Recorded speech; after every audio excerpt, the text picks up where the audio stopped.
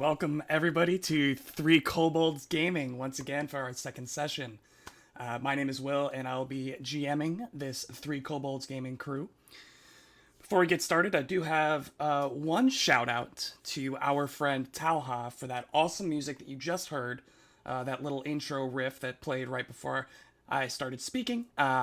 He was awesome enough to actually make that himself for us, and we wanted to thank him so much for that. That being said, all of the rest of the music that we're using is on Syrinscape, which is a program for doing kind of adventures, whether they're Pathfinder, fantasy, sci-fi. Really awesome, and we're hoping to be able to utilize Syrinscape to its fullest. Now, without further ado, I guess we're just gonna jump right back in.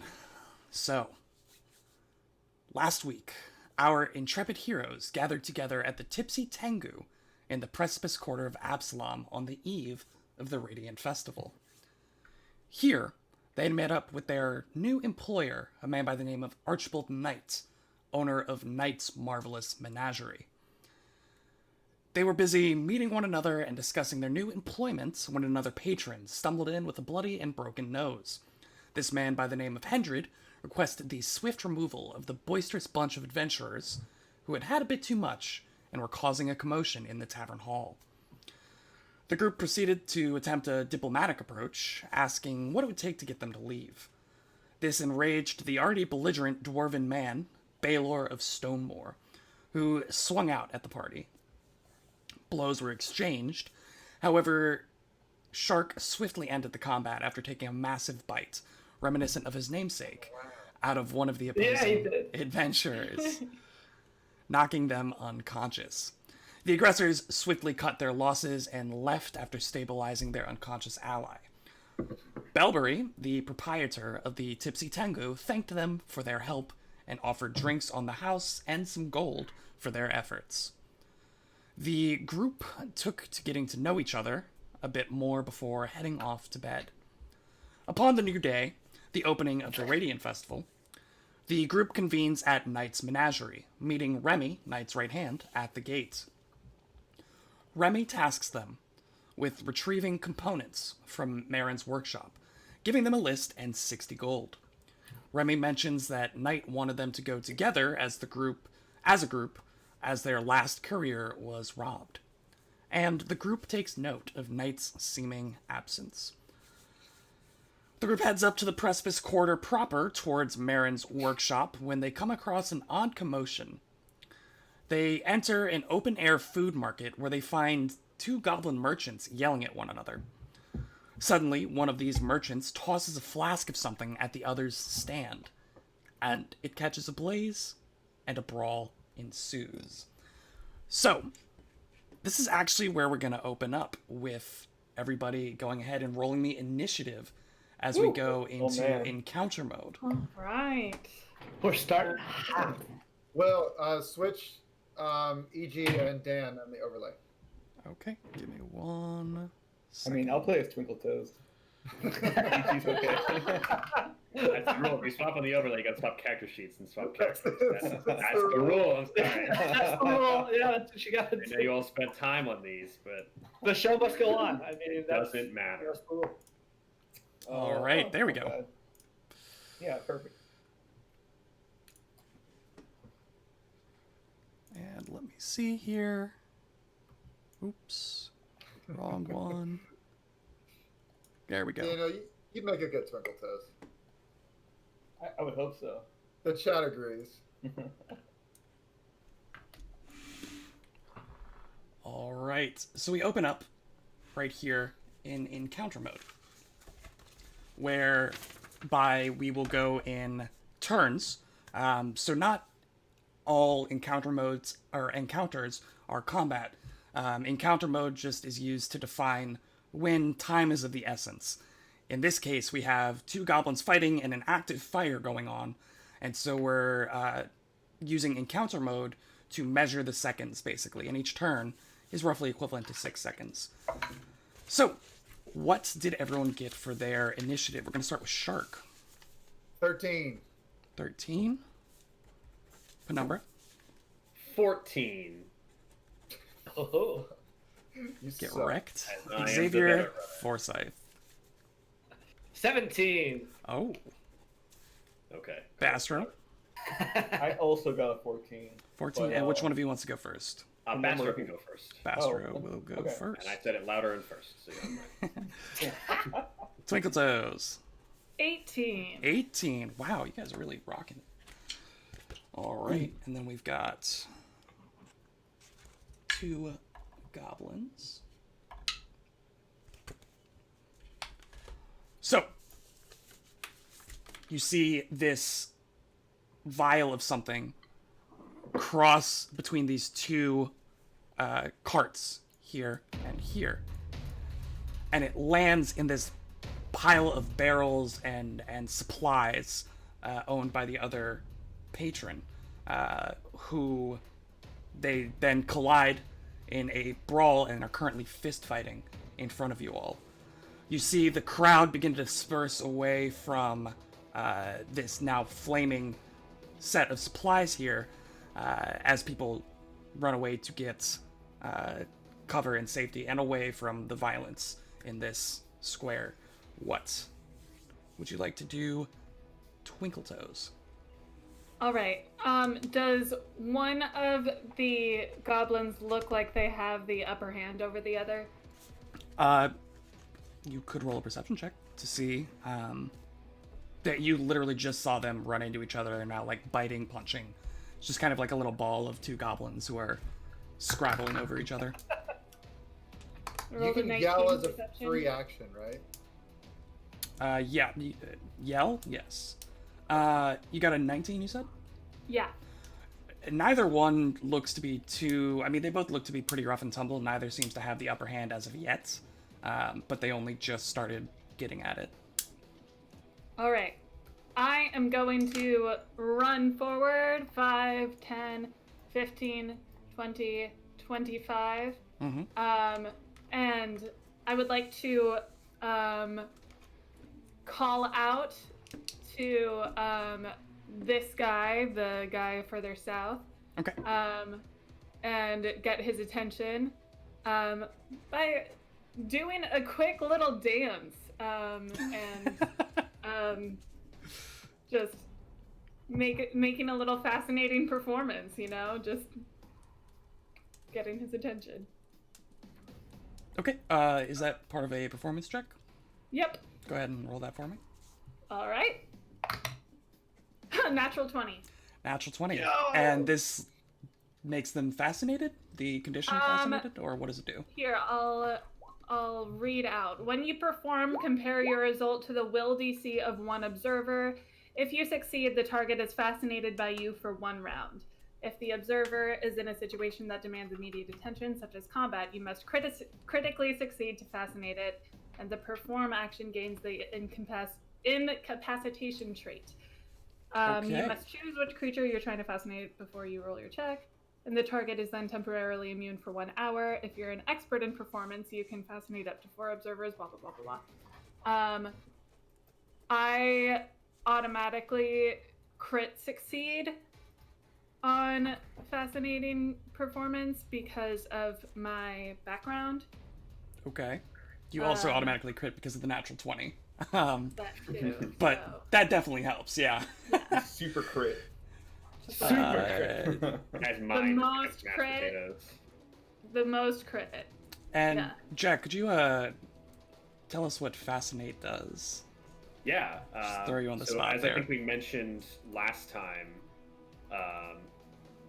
last episode or last edition, there are conditions that can go on that kind of facilitate how combat might play out or how an encounter might play out. Since this is a numbers-driven game, these conditions usually affect the numbers of something. So the text of Fascinated, you are compelled to focus your attention on something distracting you from whatever else is going on around you. You take a -2 status penalty to perception and skill checks, and you can't use any actions with the concentrate trait, which all basically is to say that they are hyper-focused on this beautiful dancing and not on whatever goblin strife was going on before the dancing commenced. Yeah. So Twinkletoes kind of surveys what's going on, takes a few steps forward, maybe up onto the lower step here next to her, and just starts doing a little jig, maybe some river dancing or some tap. I don't know.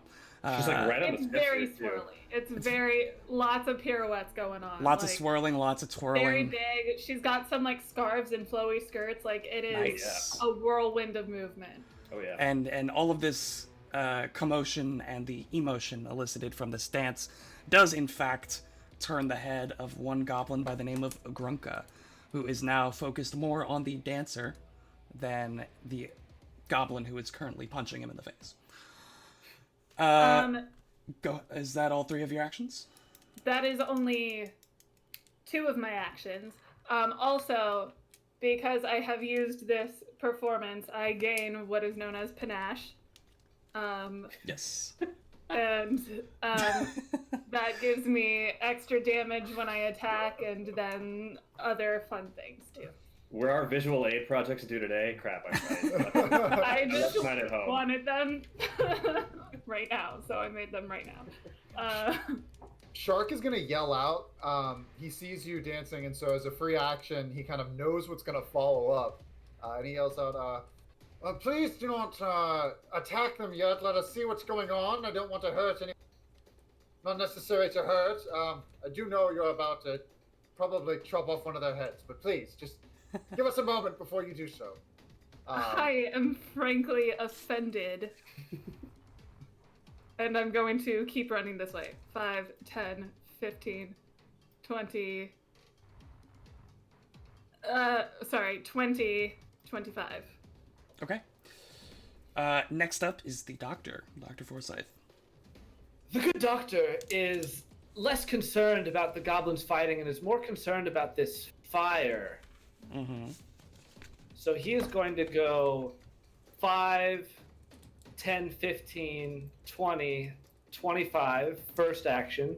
Second action, he's going to move again, 5, 10, 15, and as his third action, can he try and put out the fire with like anything around, or do I need to spend an action like drawing like my water skin or like a cloth to tamp out the fire? So it depends on how you want to do this. If you want to try to tamp it out, it's going to be a survival check. Otherwise, if you want to use other things, you would need to interact action to retrieve, and hopefully what you do get is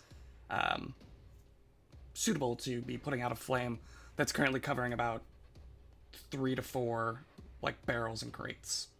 Yeah, so he'll do a survival check then to try and like tamp it out, maybe like brush some dirt on it really quick or something like that to try to stop it from spreading. Sure, go ahead and do that for me. That's a 13. 13. So unfortunately, at the moment, the flames are a little bit too large for you to really be able to get a handle of. As you kind of put like one corner of a crate out, it's already spread to the other side. Hopefully you get a little assistance or something else will happen. Yeah. Yeah, Is that so the end he'll of your call out turn? and say, that's the end of my turn, but he'll call out at the end and say, "You all handle the goblins. I'll put out the fire." Okay. Next up is going to be Bastro. Okay. Bastro is gonna run up 5, 10, 15, 20, 25. And he's gonna call out to the 2 goblins fighting. He's like, Sirs, what's all the commotion about? Why are you 2 fighting? He's gonna try to like get him to stop, kind of. Go ahead and roll me a diplomacy. And this will be part of an action as you're actively attempting to, 1, speak to a fascinated person who is no longer focused on the fight, and 2, talk to a person who is now focused on their fascinated opponent. I rolled a 14. 14. They both seem to be just, one still infatuated with Twinkle Toes, the other still attempting to get some kind of recompense for whatever perceived slight. And noticing the drop in their opponent's guard is redoubling their efforts. Drats. Yeah, one more action. What do you want to do? Right. I'm gonna cast guidance on Dr. Forsyth. Okay. Very good. Thank you, Bastro.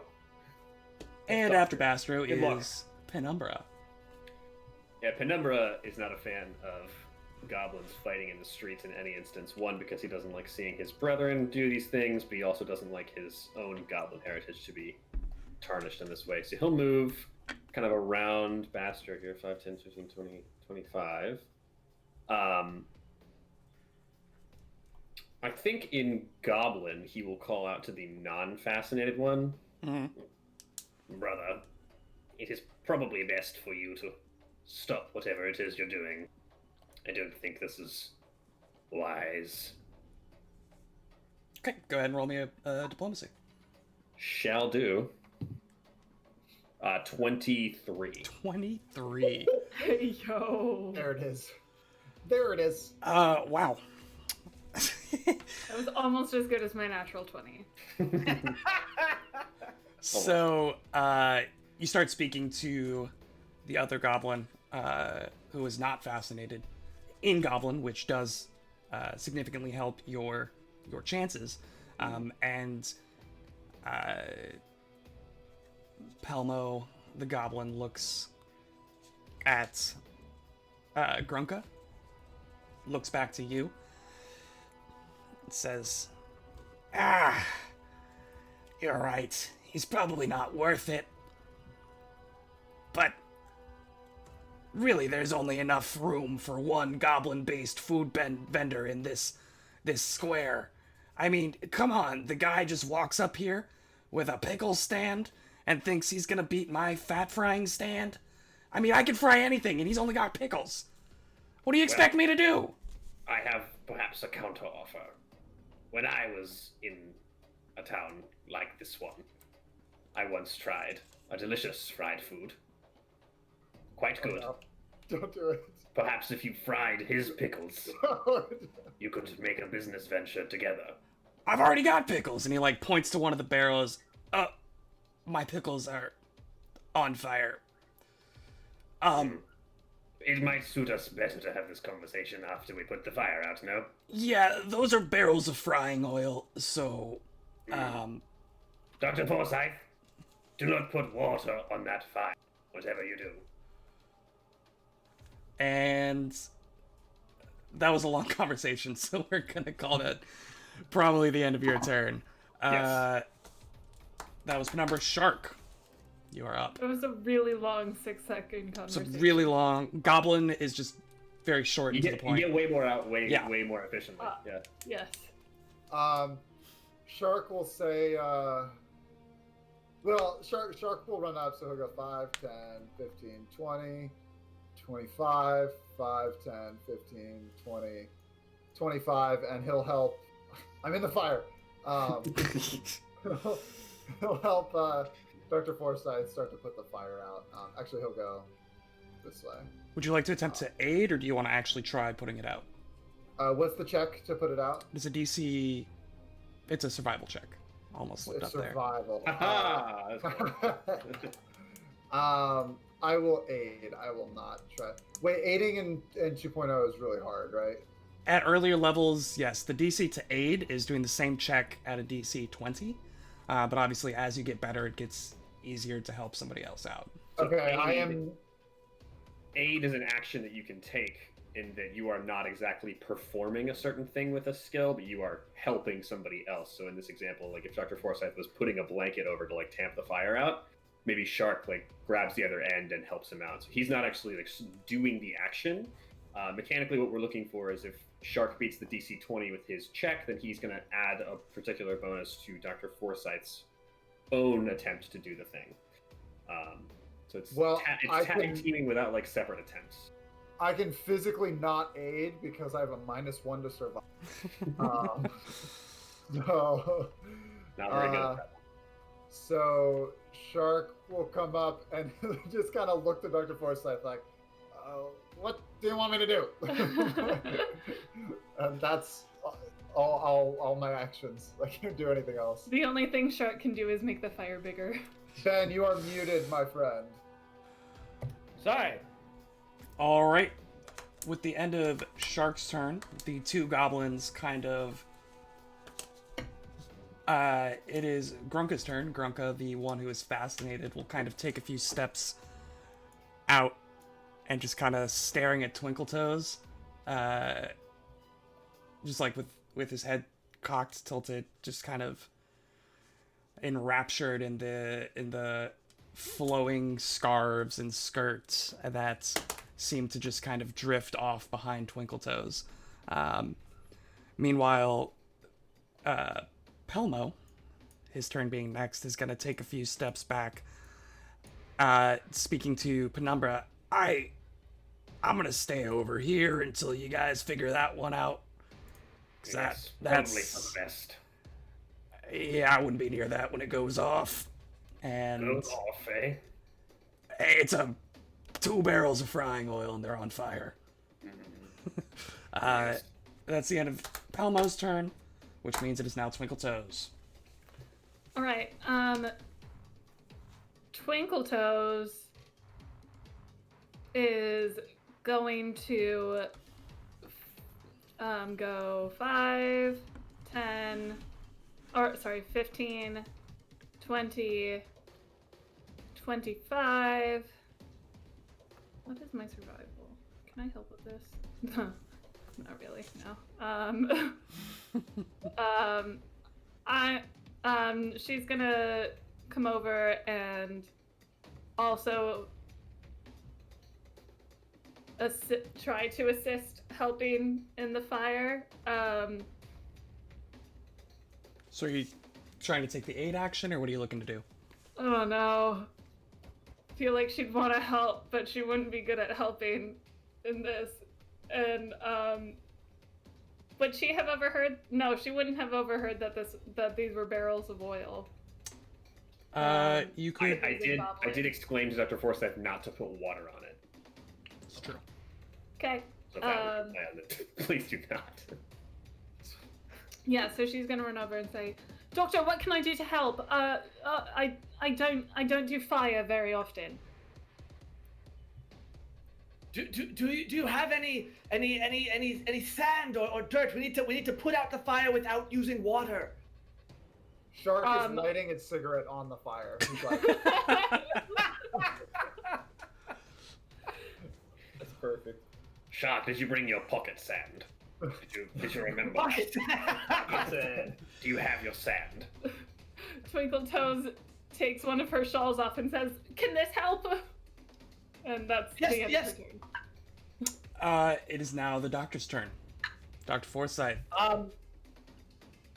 Can I roll a recall knowledge on this possibly to see if I can get any sort of bonus to anything? what do I know about grease fires? Well, like, is there anything I can do besides just trying to put it out or aiding? Like, can I roll like a survival knowledge about ways that would be more beneficial to put this out? You could definitely roll a recall knowledge survival, sure. Yeah, okay. I think if you scoop your hands and you just start digging the oil out of the barrel, that might be the best way to go about things. Yeah, you know, maybe if I get in the barrels of oil. Yeah. Yeah. There won't be as much oil in it, and then Exactly. Yeah. Displace it. yeah, exactly. Perfect. Think That's back good. to your high school fry cook job and how you dealt with grease fires. That's a real juicy 11. 11? Yeah, you've no idea. Other than trying to just smother it with whatever you have on hand, you are unsure of Okay. a way to be more successful without using water. Shoot. Well, if I spend an action taking off my like overcoat that I have and using that to smother, will I get any sort of bonus? Maybe. Okay, well then second action, I'm going to interact with my doctor's overcoat and I'm going to take that off. And then third action, I'm going to attempt to smother with my big, thick doctor's overcoat. I want to emphasize Really that it can cover the whole Really fire. thick. Really thick. Yeah. Double C's. Is it flame resistant? Go ahead and roll a survival. Okay. All right, come on. Any circumstance bonus on this? Maybe. Well, you have guidance, by the way. You do have guidance. I do have guidance. Thank you for reminding me. Yep. Oh my god, I've not rolled above a 7. That's another 13. 13. Still. I've rolled a 7, a 5, and a 6. That's my 3 rolls today. Yeah, you're still trying to figure out a good angle to approach this from, but you're struggling as this fire continues to spread across the wooden surface of these barrels and the crates beside. Next up is gonna be Bastro. Who would have thought our biggest adversary would be A grease fire. Or Grease Fire. I think Bastro's just gonna stride backwards a little bit, get away from this fire. Now, Probably 3 a of his good idea. teammates are already on it. So natural. he's gotta stay back just in case he has to heal anyone. So he's gonna chill with the friar goblin. And that's gonna be my turn basically. Okay. All I'm right. just gonna yell out good luck. Like Penumbra. actually, you know what? Oh, sorry. I had that was only 2 actions to stride backwards. Cat. I'm gonna cast guidance on Shark, and then that'll be my turn. Okay. Sorry We've about made the that. correct choice. Penumbra, you are up. Of all characters to give guidance to, why? If anyone is not capable of putting out fires, I recommend you leave the premises immediately. I'm worried that the barrels will explode. 5, 10, 15, 20. He's got a double move to here. I will now roll survival to kind of take off my bearskin coat and start tamping out the fires while I don't have like a significant amount of like flame resistant material. Survival. Oh, 24. 24. There we go. So with the combined efforts of Twinkletoes, Shark, Dr. Forsyth, and Penumbra, in that order, you all are successfully able to put out the barrels, which were, but are no longer, on fire. Heyo. And as you do so, you all pull away your various shawls and coats and skins, And we level up. it's only episode 2, man. You got a long way to go. Episode 2, second level. Dude, that was a tough fire. That was a lot of tough XP. fire. You We've notice had a lot of that trouble with that fire. the structural integrity of the barrels is very much compromised. You feel like you guys had, I don't know, like 6 seconds before it would have blown up in your face. Catching the entirety of the contents and probably most of the surrounding area, including your faces, on fire. But you guys are fine. You look around as people gradually begin to reconvene, taking back over their stalls and their shops, setting back to their meals, and a couple of the surrounding shopkeepers or merchants approach you all. I think they probably they see Penumbra and approach Penumbra, and this kind of timid looking older gentleman with graying hair and a big mustache walks up, opening up a little coin purse. We well, some of the shopkeepers, we took a collection.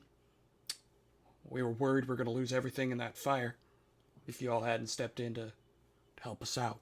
So we appreciate the work that you've done here. This is just a little token of that appreciation. He tosses over a small coin purse with about 30 gold in it. Oh. 30 To gold. Penumbra, not to Twinkletoes, who's standing right next to him. To Penumbra, the one who actually put the fire out. This is quite kind of you. Do you think that I look anything like Penumbra? I'm clearly Shark. I'm very grateful for this. Oh, you're right. You're right. Trust me, it's not for the money that we saved everyone, but we are thankful. Has there been a big problem of inter-shopkeeper violence and discord, or is this an isolated incident?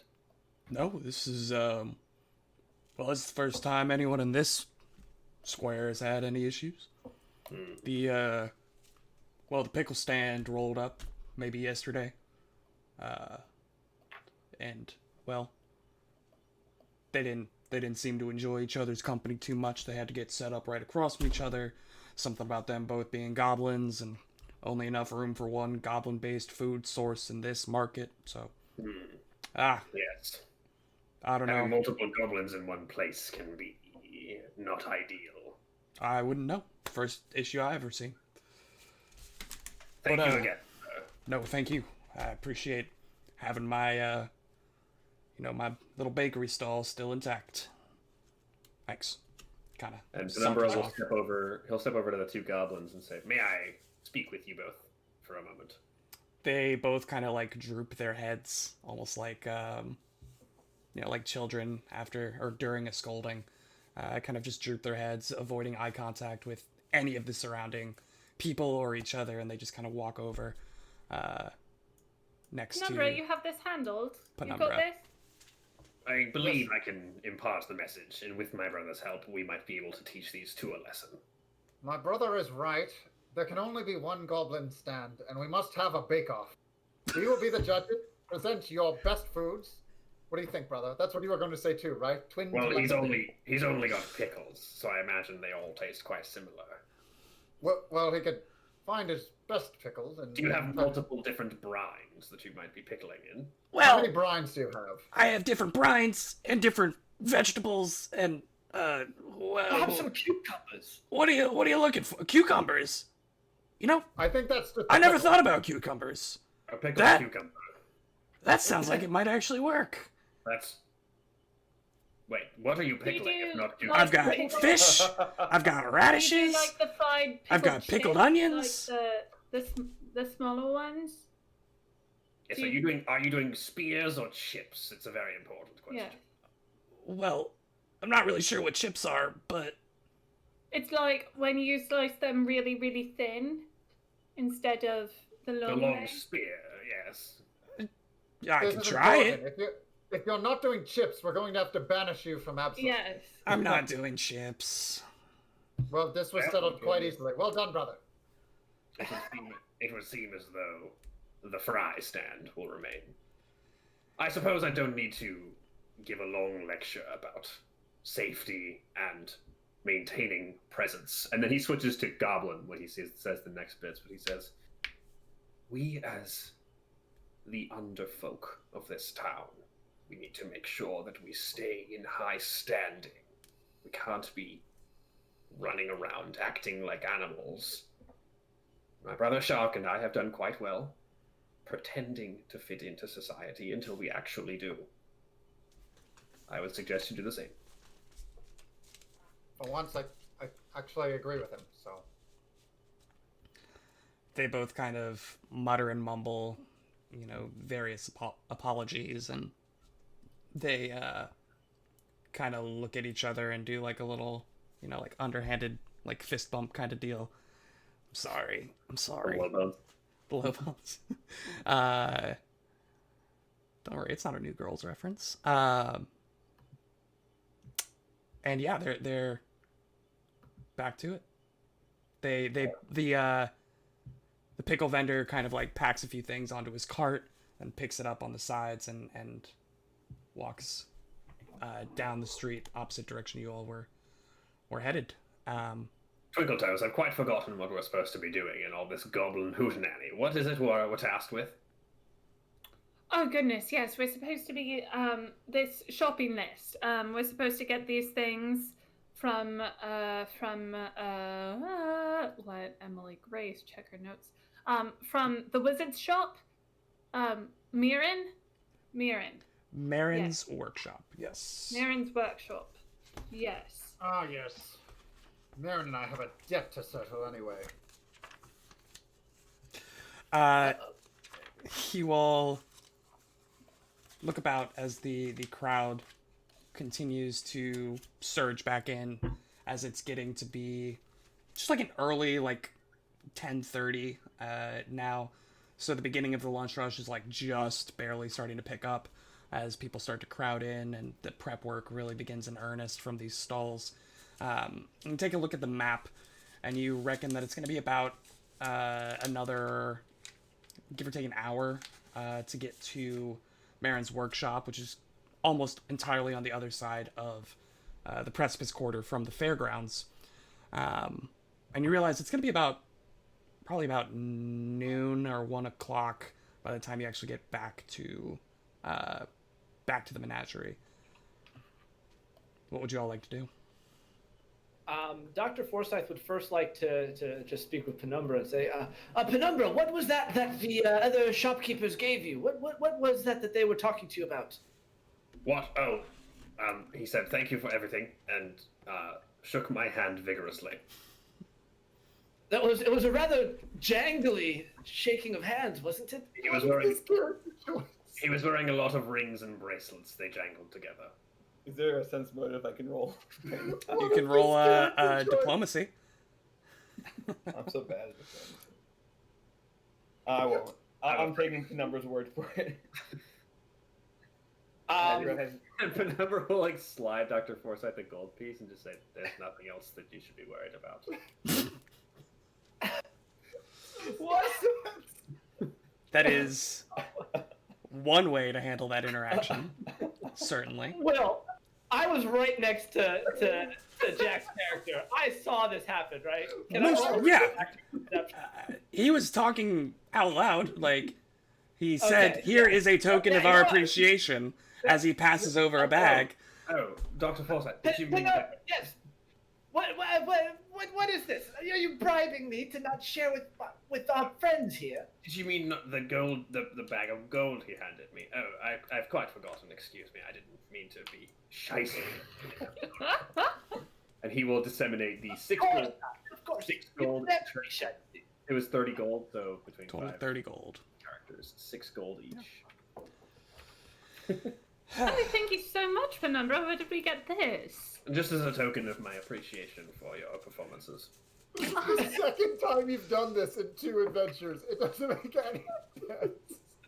You're not playing some thief or rogue or something. Just a guy who likes money. Just a guy who's got money. He's got bills to pay, man. He's looking to buy an apartment. He's new in town. He's trying to... I think Dr. Forsyth is just going to roll his eyes at everything Penumbra's saying about being so generous and just going to be like, okay, yes, thank you, Penumbra. We'll keep a lookout. Oh my god. For generosity. And he'll sort of side-eye Twinkle Toes and sort of be like, watch this one. You say that to Twinkle Toes? Well, he's going to give the side eyes This is all after a speech about how goblins have to remain. Yeah, I know. The irony is great. We have to not seem like thieving bandits as I'm stealing 25 gold from I'm acting like a thieving bandit. Minor details. It's all about how you present yourself, not about your actual actions, right? It's all about the fact that the rules apply to everyone but me. And that's an important thing that we can remember. That's Penumbra's mantra. Right. So this conversation happens as you all are making headway towards Marin's workshop.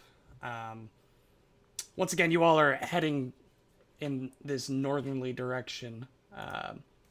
And you continue to go against the flow of traffic as people are continuously flooding in to the fairgrounds as you are working your way out to the edge of the Precipice Quarter away from the fairgrounds.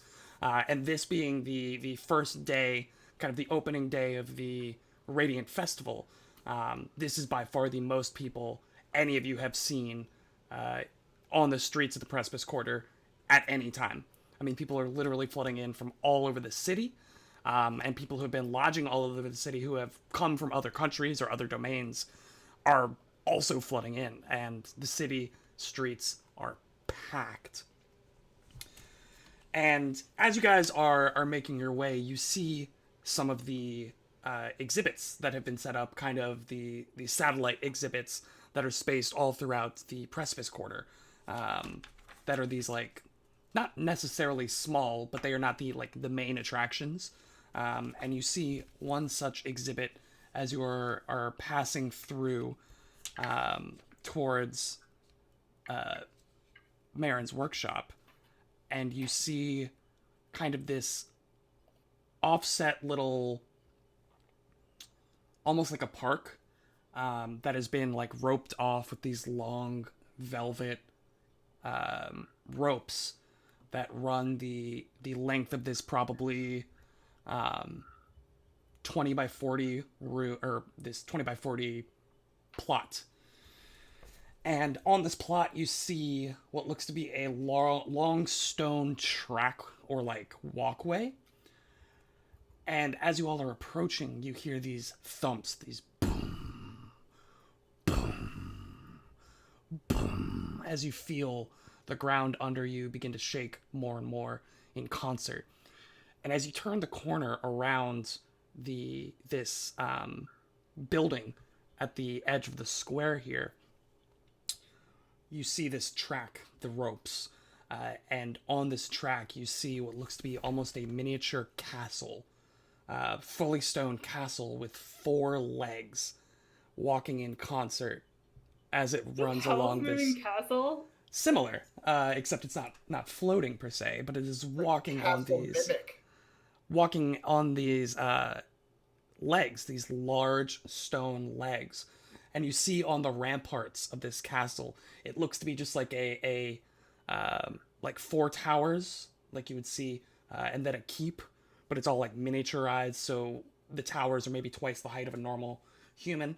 And you see 6 of these people in like noble dress who are just kind of waving at the assembled crowd around them on the ramparts of this, castle as it walks just back and forth along this track. But the crowd is in awe. I want it. You want the castle, the whole castle. You want it. I want it to be like my steed as I walk about town. I see it. I see it too. Certainly a mighty steed. I kind of stand next to Twinkle Toes, and I gotta put like my arm up around her shoulder, but way too high up. So he's just Twinkle Toes is 2'9". Oh, you're 2 foot. So he puts his arm and he's like staring at the castle with you, and just like, I see it. I see myself riding it, a majestic steed. Do you see it, Twinkle Toes? Brother, come here. And he puts a hand around Penumbra, the other guy. I'm involved in this now. Don't you see it? Oh, it's so wonderful. I've looked into the stars and the moon. See, when I picture myself on that castle, it's sort of a me thing. But we all have our own castles. All right. It's like a tribe of castles. We can ride them together. So sort of like you line each castle up next to each other and just sort of like race or something. And at night we create a city of castles. Yes. What moving city? That sounds like so much fun. Yes, let's do it. Excuse me, sir. How may I procure 5 castles much like this? Who are you talking to? The castle. The castle? To the castle. One of the just like bystanders turns and looks at you. You haven't heard of the walking castle of Kalesh? Well, it's the only one of its kind, and I can't imagine its creator would be too forthcoming with just giving it away. Full society on that. Yeah, can I recall knowledge on that? Sure. Could I also do that? Sure. It's gonna be a society. Oh, God! Yeah, I rolled a 13. Unnatural 20. 4 for an 8. 4 for a total of 8. There's a 20 in there, though. Yeah, dirty It's gonna 20. be a sweet, sweet 6. Nice. Thank you. Okay. Oh, wait, this is society. It's still not good. So Actually, an 11. this would be an exhibit from the Empire of Kalesh. There's not too much. I mean, it just seems like this is what they're presenting. They're presenting as part of the festival, and as a token of goodwill, they're just presenting a moving castle exhibit. What do we know about Kalesh? Kalesh is an empire in the Inner Sea region, so it's pretty close to Absalom relatively. They've had a couple of wars with Cheliax and Taldor. So they are known to be pretty militaristic in a sense. And let's see. What was the highest roll that you all got? 20. 20. Yeah, I mean, there's not too much else really there, unless you're interested in, like... Is a moving castle like, it's Kalesh? Or is it like, wow, somebody has a moving castle and they're from Kalesh? So you get the idea, the sense that it's definitely unique, and they are making a statement about who they are with this exhibit. Whether or not that's the only state that could actually produce something like this, probably not. Okay. But they are making a very clear statement, however you may interpret that to be, by sending a moving castle to this kind of World's Fair type situation. Cool. Okay. It's pretty nifty. And so you will spend your time, however long you spend gawking at this interesting mechanical contraption, and continue about your way.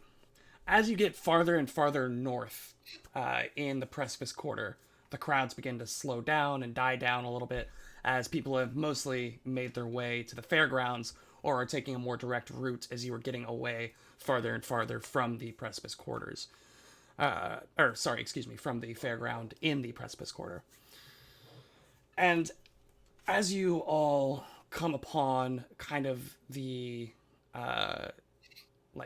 northernmost quadrant of the Precipice Quarter, you all get to what looks to be a park of sorts. And you see and hear, as you are approaching this park, some workers who appear to be excavating what looks to be a drainage ditch that had flooded over.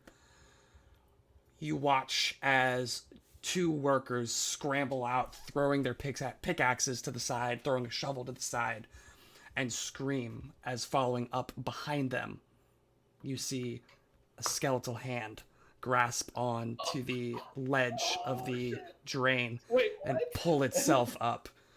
I'd like everyone to go ahead and roll me initiative again. What's going on in this city? Yeah, what the heck? We're just stumbling apart. We're just going to shot a natural one. Oh my god. There we go. That's a Everyone good rocks this session. stealing those rocks. Yes, and multiple of these skeletons just crawl out of this drainage ditch. Oh my god. Sick map, sick map. Oh, how many of them are there? At the moment, there appear to be At least 5. one. Good. Yeah. Let me make Grimy. sure. Holy moly. Oh, it went dark for me.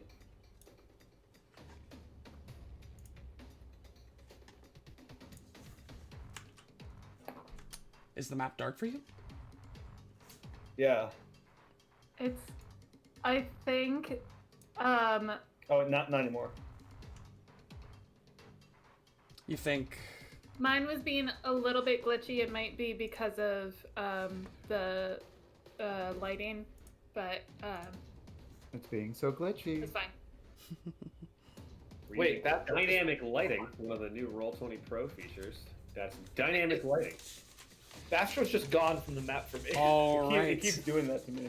Yeah, My back. don't worry about There you that too are. much, as long as Yeah. you can see yourselves and the enemies approaching.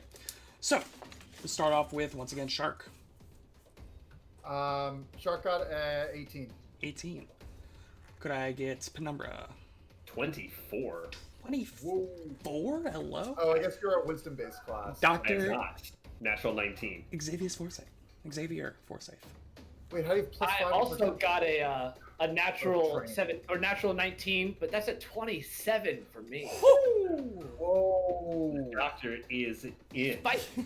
Doctor is in. That means expert perception. Bastro. I got a 5. Big rolls. Really hitting Big both rolls. ends of the spectrum here. Twinkle Toes. Big rolls. Natural 18 for a 23. Damn. Okay. These skeletons. Man, I thought I was going to be Not going first again. Let me just roll some initiatives for some baddies Oh, here. that's happening. Okay. Okay. You know, you think I would have learned after like 8 years of DMing to just pre-roll initiatives, but that would make way too much sense. so much force.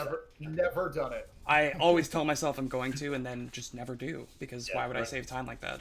Running a weekly campaign for almost a year now. Haven't had yet to recall any single initiatives. All right, first up, unsurprisingly, is Dr. Forsyth. All right. I would like to. He's first gonna shout to the like fleeing workers, like, go away, get out of here. We will handle this. And he's then gonna move action. He's gonna go 5, 10, 15, 20, 25. Second action, he is going to draw his sword cane out from the cane he was walking with. And then third action, I'm going to roll a recall knowledge on these skeletons. Okay. Would that be religion? It is going to be a What would religion. that Religion, Religion. yes. recall knowledge religion?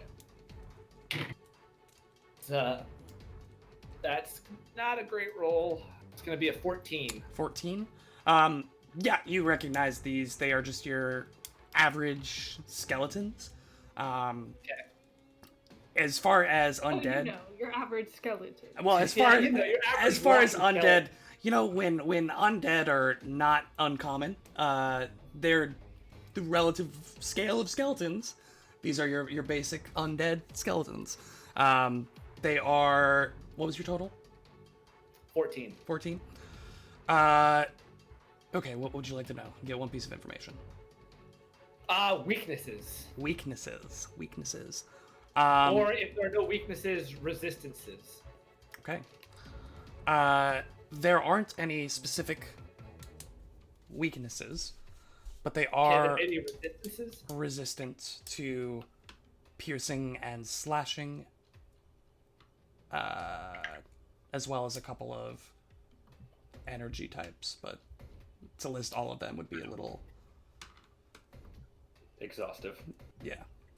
What Yeah. just happened is pretty normal recall knowledge exercise. You know, Dr. Forsyth wants to know more about what he's fighting, so he thinks back in his memory, and mechanically, Ben makes the check, and then however far he beats the difficulty class, the DC, he might get more information.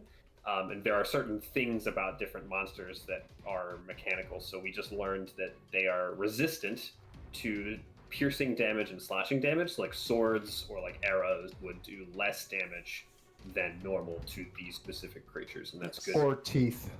Or teeth, more specifically. In Yeah. some niche cases, Or yes. aptly. I bite with my molars. So that is 2 actions So, from Dr. Forsyth. I really That was tried. all three. My second okay. action was drawing. Gotcha. But he's going to call out and he's going to say, by my astute observations, these are your average run-of-the-mill skeletons. And then share all the knowledge that we have. Shouldn't they be underground then? And as to your comment about the workers, they were way ahead of you. They are just gone. Everyone, as soon as they saw and heard the screaming and the running workers, this area just cleared out, and it is just you 5 and 5 skeletons. Great. After the doctor is Penumbra. So, Penumbra will draw a sling from his back pocket. Okay. And then stride 5, 10, 15, 20 to here, maybe to here, 25. And he will also cast guidance on, he will look back at his brother and he will say, brother, I believe it is your time to shine. You might need this. Has it been an hour since our last fight? If you Yeah, consider, I haven't cast guidance since the bar fight, and that was yesterday.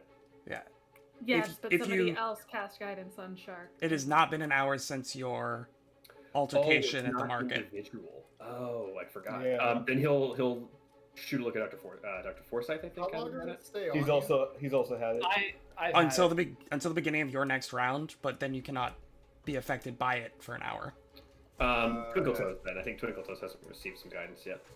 Thank you. He'll kind of look and see like a glowing aura about his brother and Dr. Forsyth, and be like, "No, not him. No. Ah, Twinkle Toes. Yes." Speaking of Twinkle Toes, what did you roll in initiative again? 23. 23. Okay. Is that the end of Penumbra's turn? That is because I did 3 things. And then it is Twinkle Toes. All right. Well, I'm going to be basically pointless in fighting these creatures, but I can at least distract them. 5, 10, 15, 20, 25.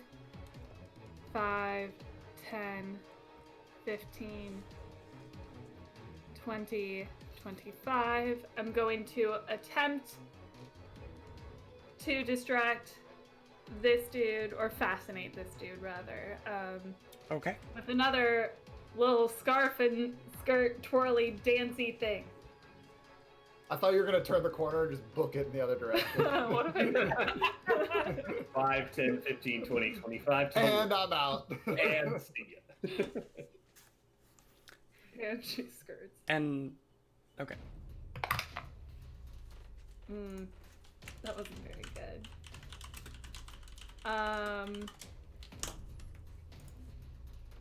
Yeah, that's gonna be a 12. A 12. Yeah, will DC. Okay. And what traits does this have? That's a good question. I'm pretty sure it does affect undead, even though, because I don't think it's like. I remember looking this up at a different point in time. Just want to double check real quick. I'm gonna need to check Archives of Nethys really quick. And what was the total again? 12. 12. While she's doing that, shout out Archives of Nethys, which is one of the better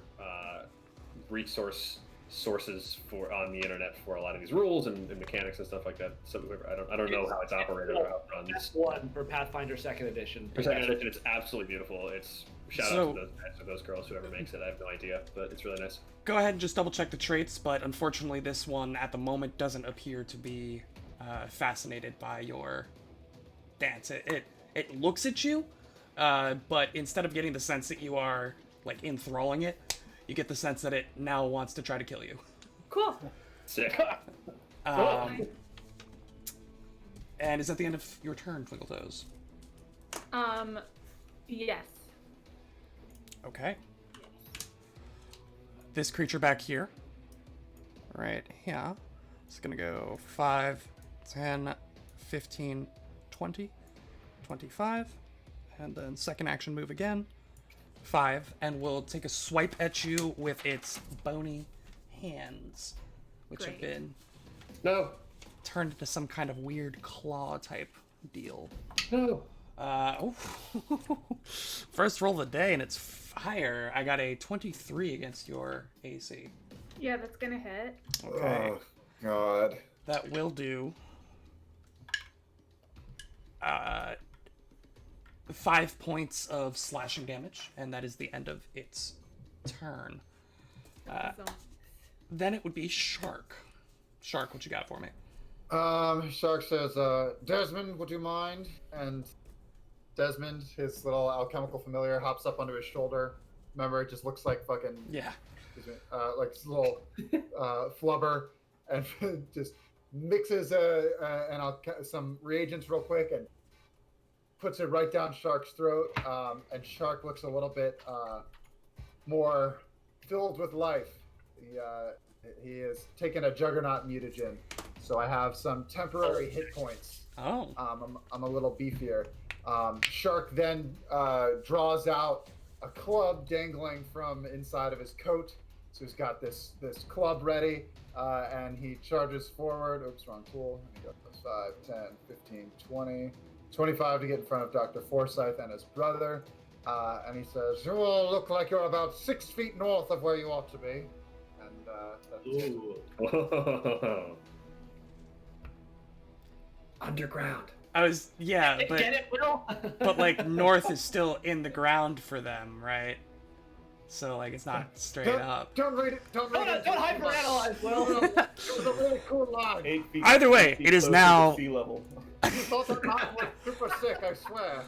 It is now this creature's turn, who doesn't understand cardinal directions and will now walk up here to attack the infamous shark. First claw coming out. 14. Meows. So this claw just comes sweeping towards your face. You're able to bring up the club and just bat it aside. Second claw coming out. Natural 20. No. Zoinks. Still a miss. There it is. Oh, yeah. About that. It's a good thing that you took that Juggernaut mutagen, because you're about to get hit. Yeah. For a total of 9 points of slashing. 9 points of slashing. As a reminder, a natural 20 elevates a hit to a critical hit, so that's why it dealt so much damage. And when we are all bugging out so much, we are not fans of getting critically struck. Yeah, it's definitely not fun, especially on its last action with its Oh, that worst attempt. Oh, Carrying on. it's actually a really good thing I took that mutagen. Oh my god. Yeah. Like, really important. 5, 10, 15, 20. Second action will attempt to strike Twinkle Toes with its claw. No. 12 is not going to hit you. And No. then its last action, it will try the claw once more. For a 4. Really not going to hit you. Next up, we have...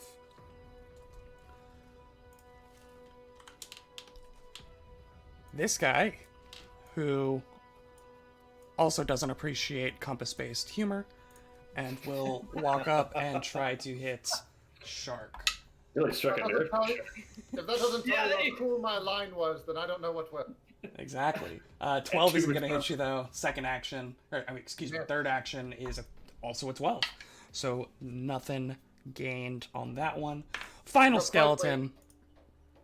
It's going to go. Because apparently everyone in this game is faster than Bastro. 5, 10, 20, 25, 5, 15, and we'll attempt to hit Dr. Forsyth with the claw. Bring it on. Out of the box.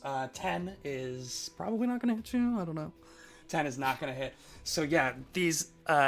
saving the one instance of just an insane hit from that one skeleton, these things are just kind of walking up, brittle-looking, bony creatures that are frailly and weakly just swinging out, trying to rip at you with their newly risen skeletal hands. But you all are experienced, and nothing is coming from it. Which leaves us with Bastro at the bottom of the turn. That Bastro. Alright, Bastro's gonna stride 5, 10, 15, 20, 25. Okay. And then, last two actions, he's gonna cast Bless. He's gonna look around at his teammates, seeing 3 skeletons on them. He's gonna be like, "You guys need a hand or something?" And he's gonna start glowing, kind of, and like this light's gonna emanate from him. And so you all get Bless does, let's see, 5-foot emanation. You get a +1 status bonus to attack rolls, and once per turn, starting my next turn, I can increase the emanation. Yes. So, yeah. Bless is... I have a very important question about that, Bastro. Are you a divine caster by chance? Yes, I am. Yep. Okay, cool. We both are then. Cool. Both of you are. Bastro. Okay. This is something I should have mentioned earlier, but when you do that, you see Dr. Forsyth almost like shrivel. Oh. Okay. I forgot normal humans don't like positive energy like that. Yeah. I'm just Human, guys. I'm just a normal human. Just a normal Wait, blue-skinned Just a human. normal human. Definitely not three Coffee kobolds. and I had to heal us. No, he kept bless, which is just like nice energy coming out of him, and normal human Dr. Forsyth seems to be a little bit unpleasant. So Bastro walks up, asks if anyone needs a hand, and begins radiating this divine energy, this glow and this warmth coming out of his form. And those of you within 5 feet of him, anyone adjacent, can get the +1 to hit, right? And saves. +1 to hit and +1 to saving throw. Bless is one of my all-time favorite spells. It's only a +1 to hit. Just the attack Oh, rolls. it's just the attack rolls. no saving They've changed throws. it. Yeah. Okay. Well, still very useful. As we go on to Dr. Forsyth at the top of turn 2. He's gonna start like almost shaking a little bit and turn around to Bastro and be like, Bastro, and then like sort of shake his head and then move out of the emanation. He's gonna go 5, 15, 20 to here. Second action, he's gonna pull out a buckler and sort of hold it up against the skeleton. And third action, he's gonna strike out with his sword cane, and he's gonna say,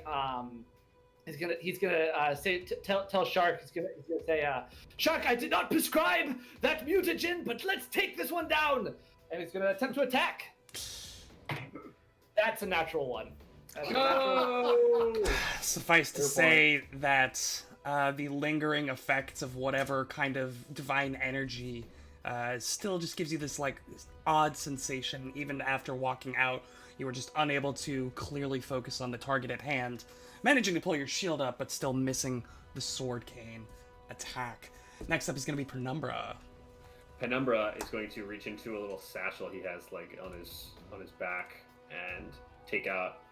He's using a sling, and slings operate with sling bullets, so these like very thick, shiny marbles.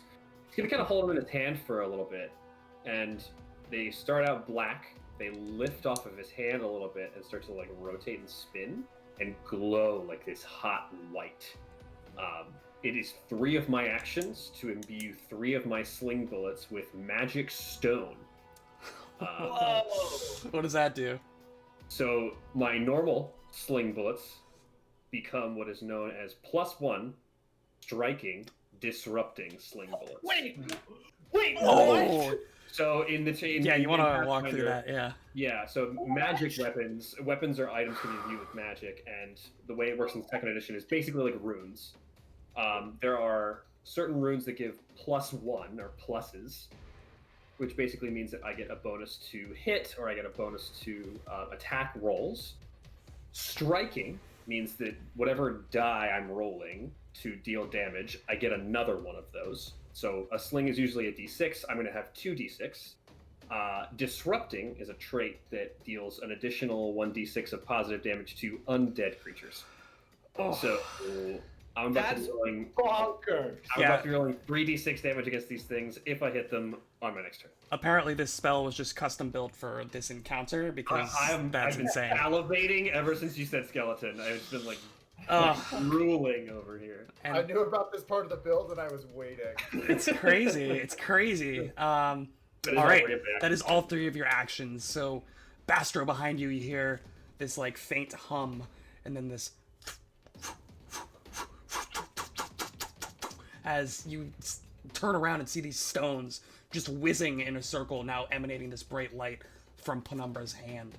And next up, we have Twinkle Toes.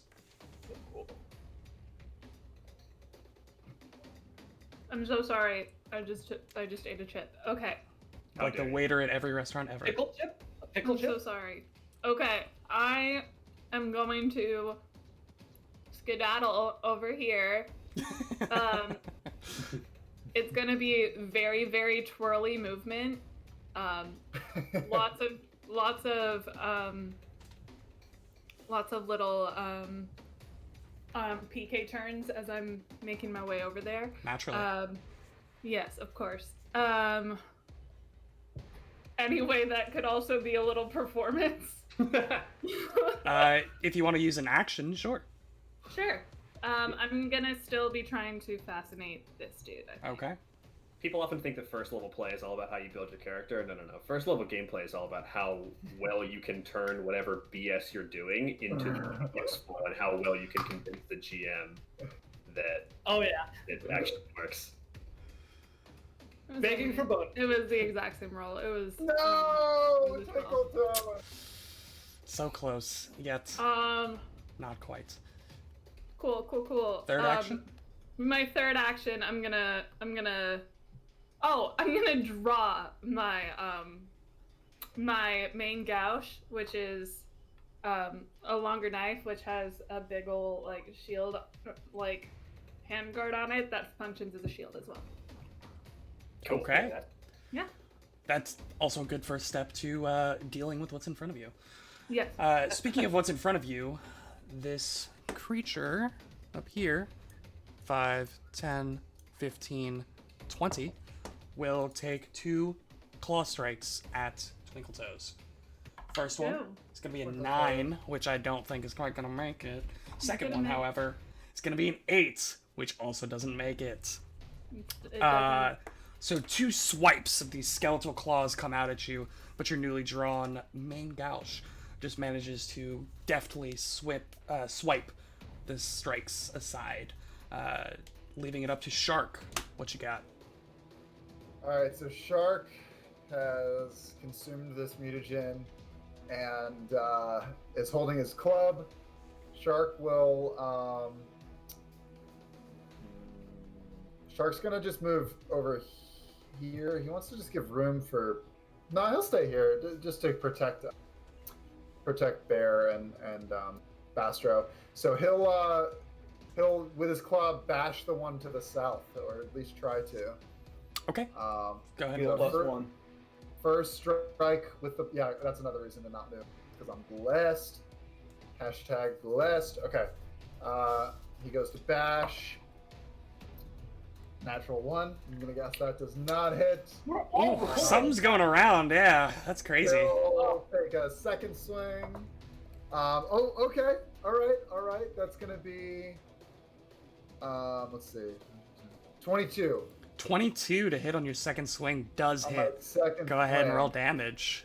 Sweet, and that will be 8 points of bludgeoning damage. 8 points of bludgeoning damage is enough to crunch the skull of this skeleton. And as you do, you watch the force drive the skull down the length of the spinal column, just crushing each of the vertebrae, following through with the club, and it disintegrates as the bones become dust under the weight of Shark's blow.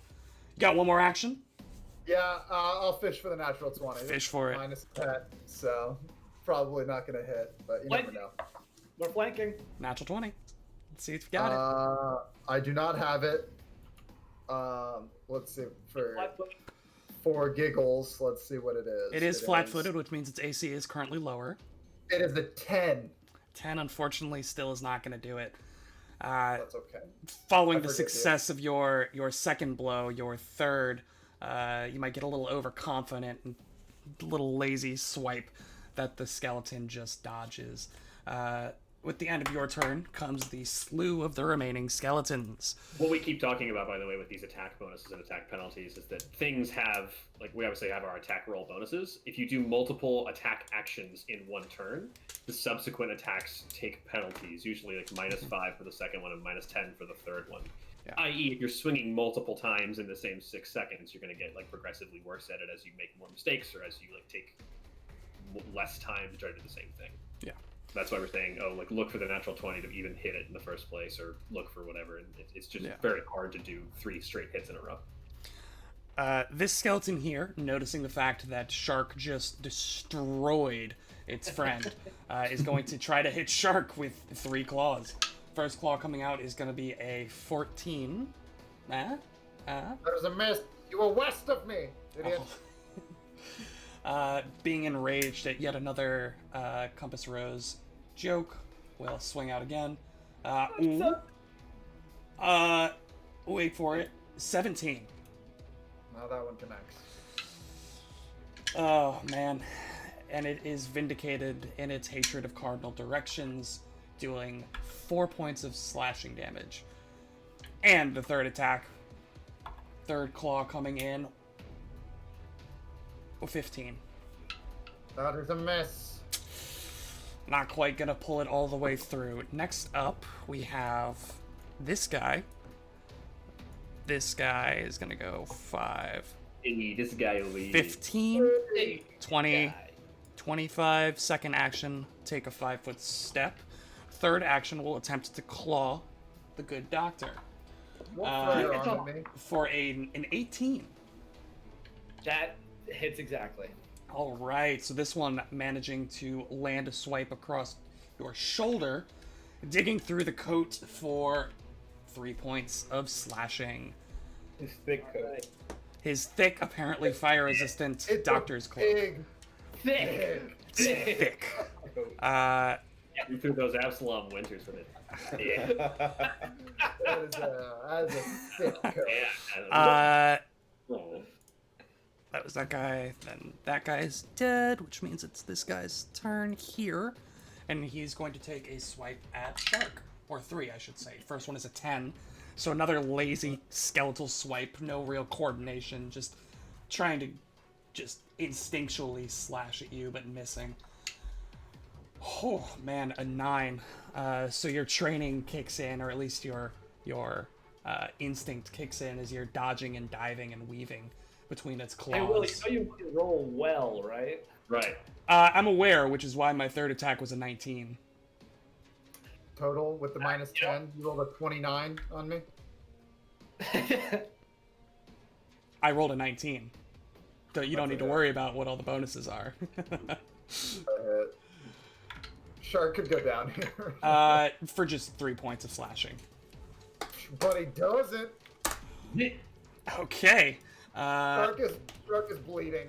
Bastro. Don't worry, I got you. I got you. You watch as your friend Shark, or at least your new acquaintance Shark, is just under a hail of skeletal claws. Most of them missing, or he's dodging, but 2 of them do make through, and he's starting to look pretty bloodied. What would you like to do? He's gonna free action call up to Shark. Shark, do you need some healing? I can help you here. Just Shark give me turns the word. around with blood just dripping from his mouth, and his eye is black, and he's like, "No, I've got this under control." And he turns back around.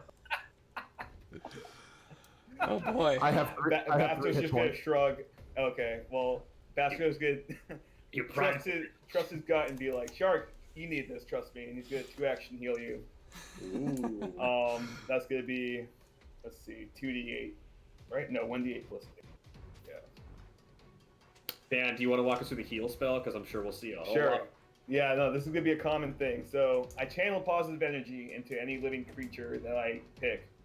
I can either do a 1-action heal, 2-action heal, or a 3-action heal. I'm using 2-action heal because it heals a bit more than the other 2 options. But only on right? one target, right? Yes. Right, yeah, only on one target. And it's gonna be a D8, which, if I could count, this is it. Okay. Just by the way, a 3-action heal would deal damage to the undead. Right. So, well, fuck it. Anyways, so you get He already 12 said points it. of healing, He already or said it. 12 points of healing, Oh no! and then I'm gonna cast Stoke the Heart, which is my Witch Hex on Oh Shark. my So now God. you get a +2 bonus to damage roll.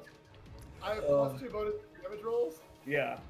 Heck yeah. So, dude. for what it's worth, a 1-action heal lets you heal a living target that is within touch range, or harm an undead target which is within touch range, or like 5 feet away, basically. A 2-action lets you heal a living target for 1d8 at this level, +8. That's up to 30 feet away, or do the same amount of damage to an undead target.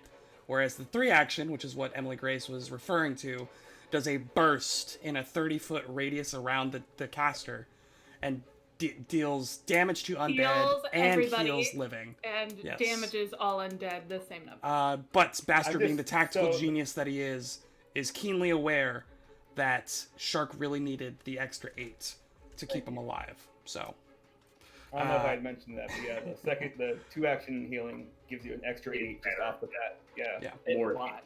It's, So how it's much am I the healed? single target. 12. You get 12 points of healing. Yeah. Oh, that's a lot. That is, in Oh, fact, yeah. a lot. Are Shark you- is looking good. Are you full? I'm not full, no. It is now Dr. Forsyth's turn. Dr. Forsyth, seeing that Shark is still in need of assistance, is going to bravely step in between the two skeletons. Whoa. He is going to second action battle medicine Shark, which is a way to heal people in battle non-magically. And I actually do not need to roll for it because I have the assurance skill feat in medicine, which gives me an automatic 10 plus whatever my bonus is, which gets me past the DC to Which is successfully perform battle medicine Yes. onto Shark. And here I was So, hoping for another natural one on the battle medicine. Man. Wait If you for it. critically fail a treat wounds or battle medicine check, you actually end up hurting the person, which is why the assurance skill feat This for is a fresh medicine wound, William. is the assurance skill feat for medicine is just really good because you avoid taking the possibility of damaging your friends. So how much did you end up healing him for? I have not rolled yet because I get some bonuses to this. I'm That not in your is- guys' other campaign, but I'm guessing that EG tried to heal hurting them. Yeah, in one of our other campaigns, Emily Grace's character tried to treat wounds my character and ended up dealing like 7 points of damage to her. While she was at 1 hit point. I went to dying 3 off of it. Yeah, I killed him. So Dr. Forsyth kind of bends down and like quickly like bandages a wound on Shark and says, "This will absolutely be better than whatever filth that was just put into you." And he heals you for 9 points of damage or 9 points of healing. And Oh then my third God. action, I'm going to raise my shield. Okay. So daring to step between two skeletons, the good doctor, 3. in between two, next to a third, Okay. steps through and bandages in a swift professional motion Shark before raising his shield. Next up is Penumbra. Oh boy, Penumbra, cocking and loading one of his magical sling bullets, is going to take a strike out of this one. The one to the... Is that east? Shark? What direction is that from? Oh yes, I thought you said west. Yes. Okay. Could you ping which one again for me? To the Left one. direct Okay. north, right next to... Closest one Twinkle to you. Yeah. 15? Is 15 hit? 15 does hit. Go ahead and roll me your Alright. insane damage. Oh, so nice. Explode this edge. Alright. Oh, listen to those dice. Listen to those dice. Okay, so that's 8 points of bludgeoning and 4 points of positive energy, so 12 total points of damage. And you sling your sling bullet straight through the sternum and spinal column of this creature, and it erupts in this like flash, and once again disintegrates to dust as it is re-dead. Frick yeah. Feeling pretty good about himself. Penumbra is going to step on the other side of Bastro, who's still helping him out, and I'll take a strike out of the one that's next to Shark on this side, next to Shark and the Doctor. Okay, go ahead and roll it. Okay. Does 14 hit? 14 does not hit. Dang. So I figured out that AC. You're on the cusp there, yeah. So- and that's all turn. That was 3 actions. So you destroy one with your sling, you step to the side, feeling good, throw another one, you're down to 1 bullet. This one unfortunately just sails about 2 feet north of the skeleton and does not connect. North. So I've lost all sense of direction. it is now Twinkletoes' turn.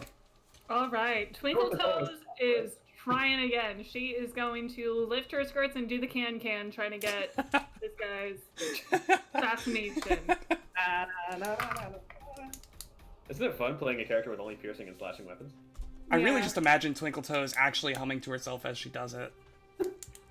Probably. I mean, that would make sense for her. What'd you get? Well, I rolled even lower, so it's gonna No, I'm so sorry. I'm so sorry. She is going to keep trying. She's gonna spend another action. Twinkletoes is far more comfortable with a living and breathing audience, Yep. and the just deadpan expression on these undead's face really isn't giving her the crowd feedback that she needs. It's hard to engage the audience participation when they're also Skelly. Crowd is pretty dead, Twinkle Toes. Don't forget. My second action performance of this can, I rolled a 5. So, Yes! so my third action, I'm going to raise my main gouge defensively and get a +1 shield Okay. bonus. All right. Where's Look, doing her performance and expecting the warm embrace of a receptive audience, you instead look up to see the cold, dead eye sockets of a skeleton. It just They're keeps just not throwing you very off your game. appreciative, are they? They just don't understand good art. Honestly. And with that, we're gonna roll around to that skeleton's dead. Never mind. Shark's turn. Get him out of here. Shark turns to this one that Twinkle Toes is trying to fascinate and says, "What, do you not like her dance?" And then goes to like bash her club. That's gonna, yeah, that'll probably do. 22 to hit, Whoa! Oh yeah, that hits. That connects. Yeah. and I have +2 to damage here, right, Yep. Dan? Yep. Oh yeah. Yo, nice.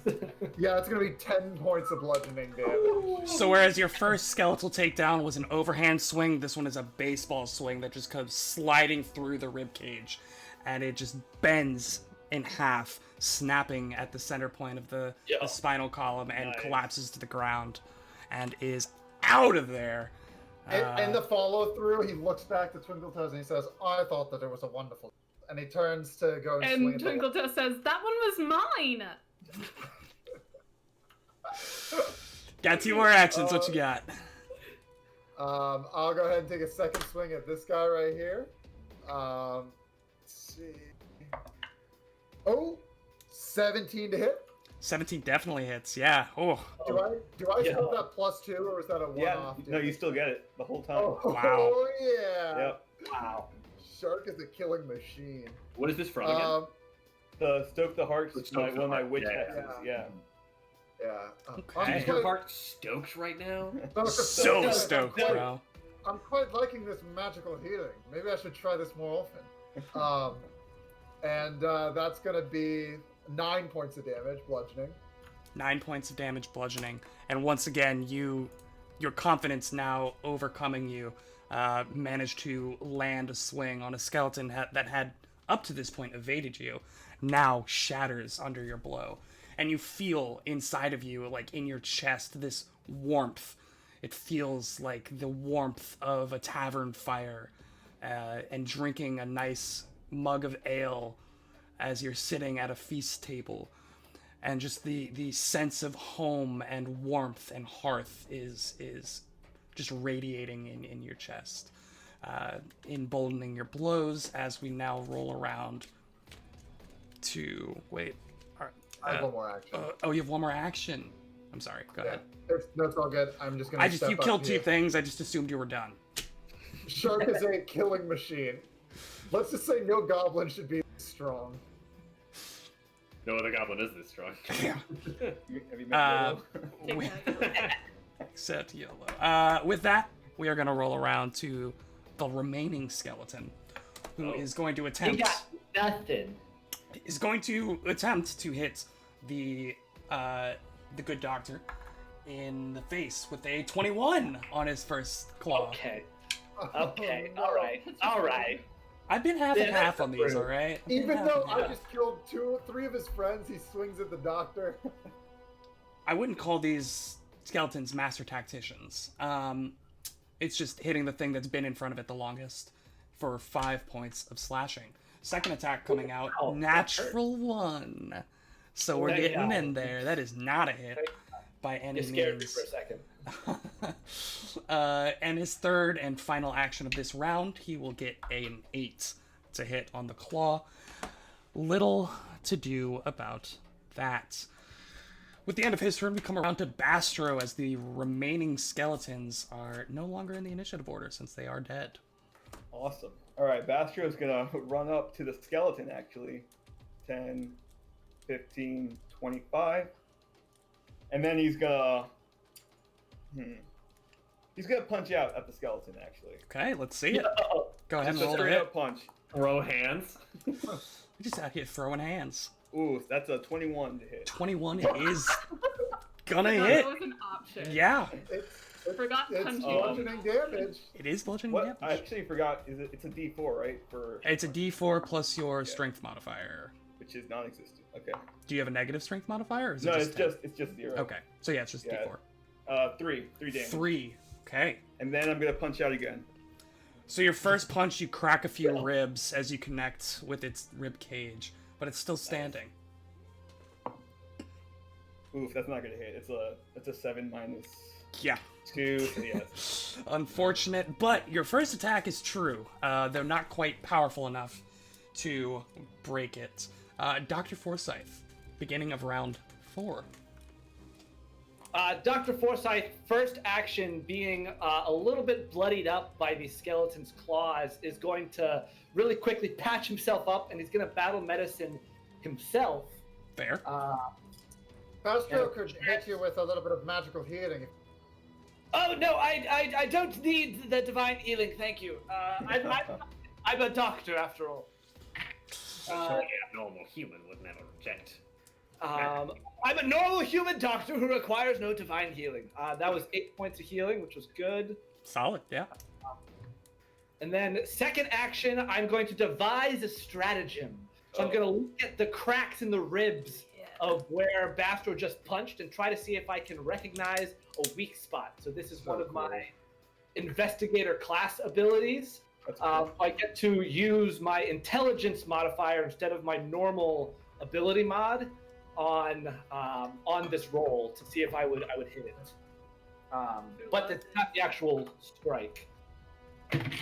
That is a good roll. That's a 21. 21.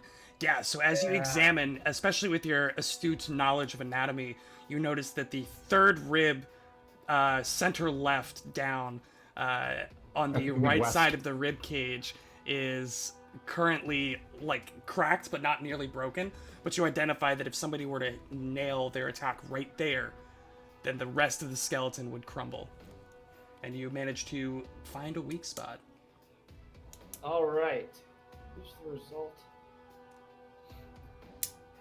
So my third action then is going to be to attack the skeleton.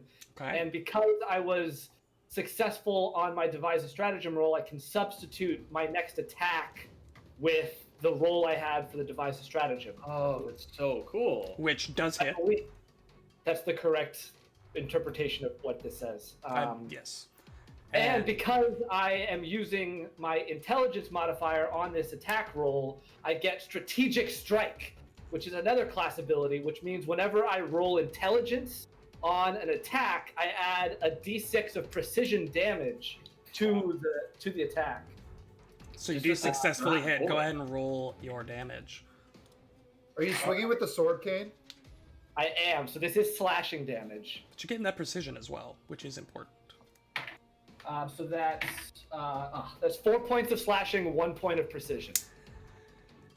So Then you get a roll. slash through, and you feel like you're running your sword cane along the length of the rib cage, and the slashing effect doesn't seem to quite do anything. But as you get to that third rib down, you hit this precise spot, the tip of your sword cane dislodging the edge of this rib, and the whatever necromantic energies were holding this creature together dissipate as you sever the connection, and it shatters and falls to the ground. Yeah. You all have successfully defeated 5 skeletons, and with that, we are going to go to a break, and we'll be back here at 9 o'clock.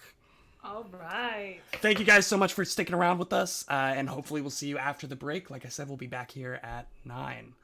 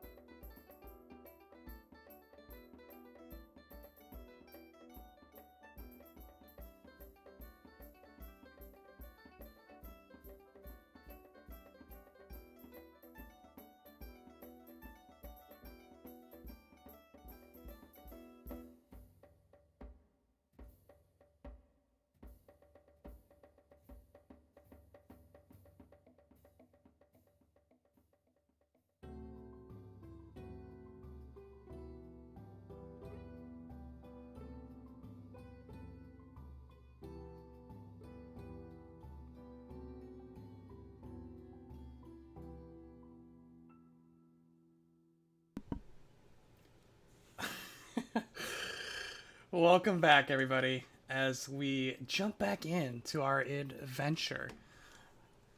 You all just finished up taking out these 5 skeletons, which seemingly crawled up from this clogged drainage pipe, and caused the crowd to scatter, are now in dust and bone fragments at your feet.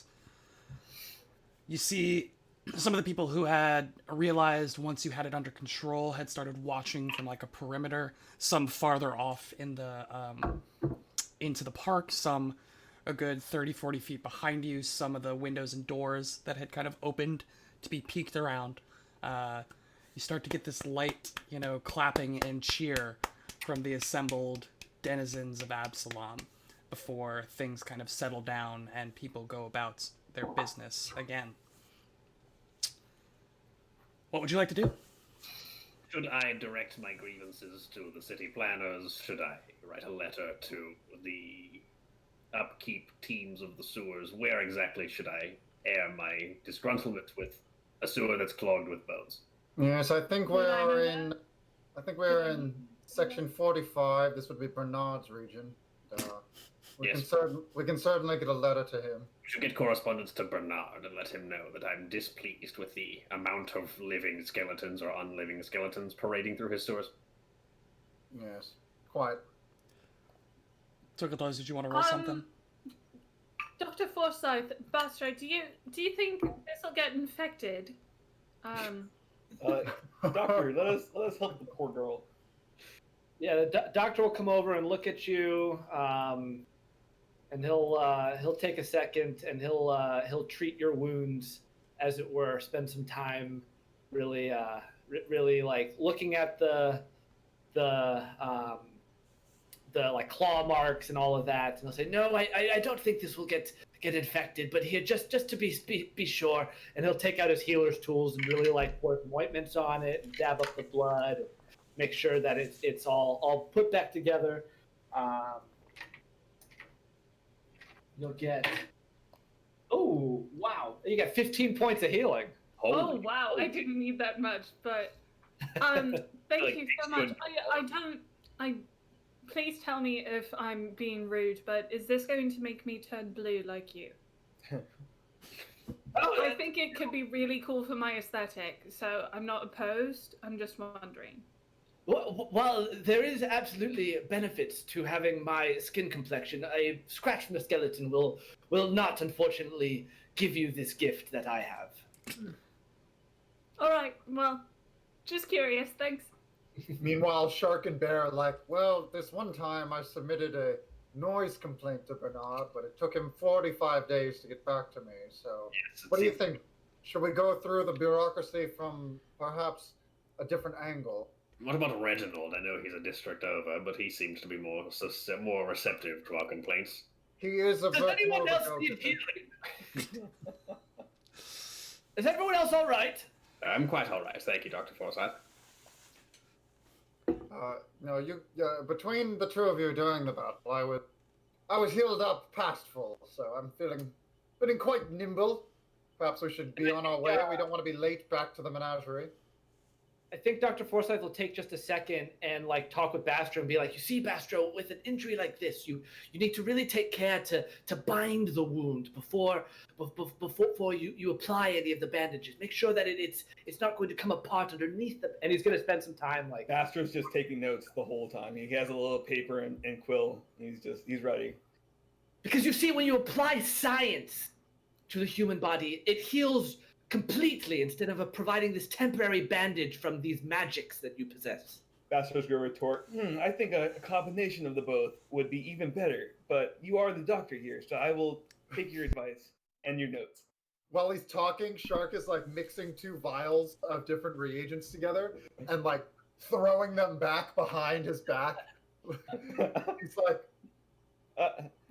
Doctor, your fellow there, Shark, you mentioned something about him not having a prescription for his reagents, or for his mutagens. Like, his eyes will get really big and he'll turn around and be like, "Shark, that's right. You were taking those dastardly potions again. We've talked about this. I have perfected this one. This is a Juggernaut elixir. Gives me a bit more, I don't know, gusto as I get into the.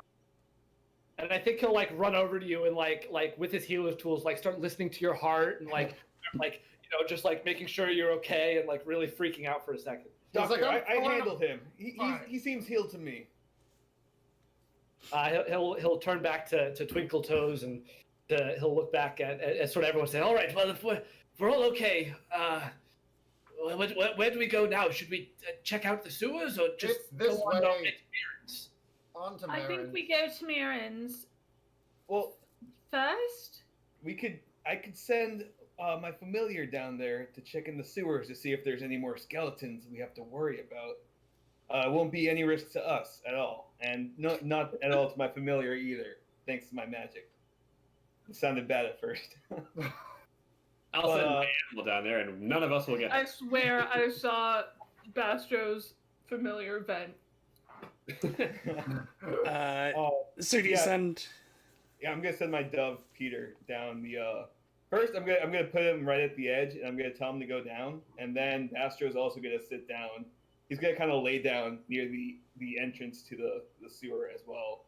So I guess like right here, and as Peter goes down into the sewers, I'm not gonna cast.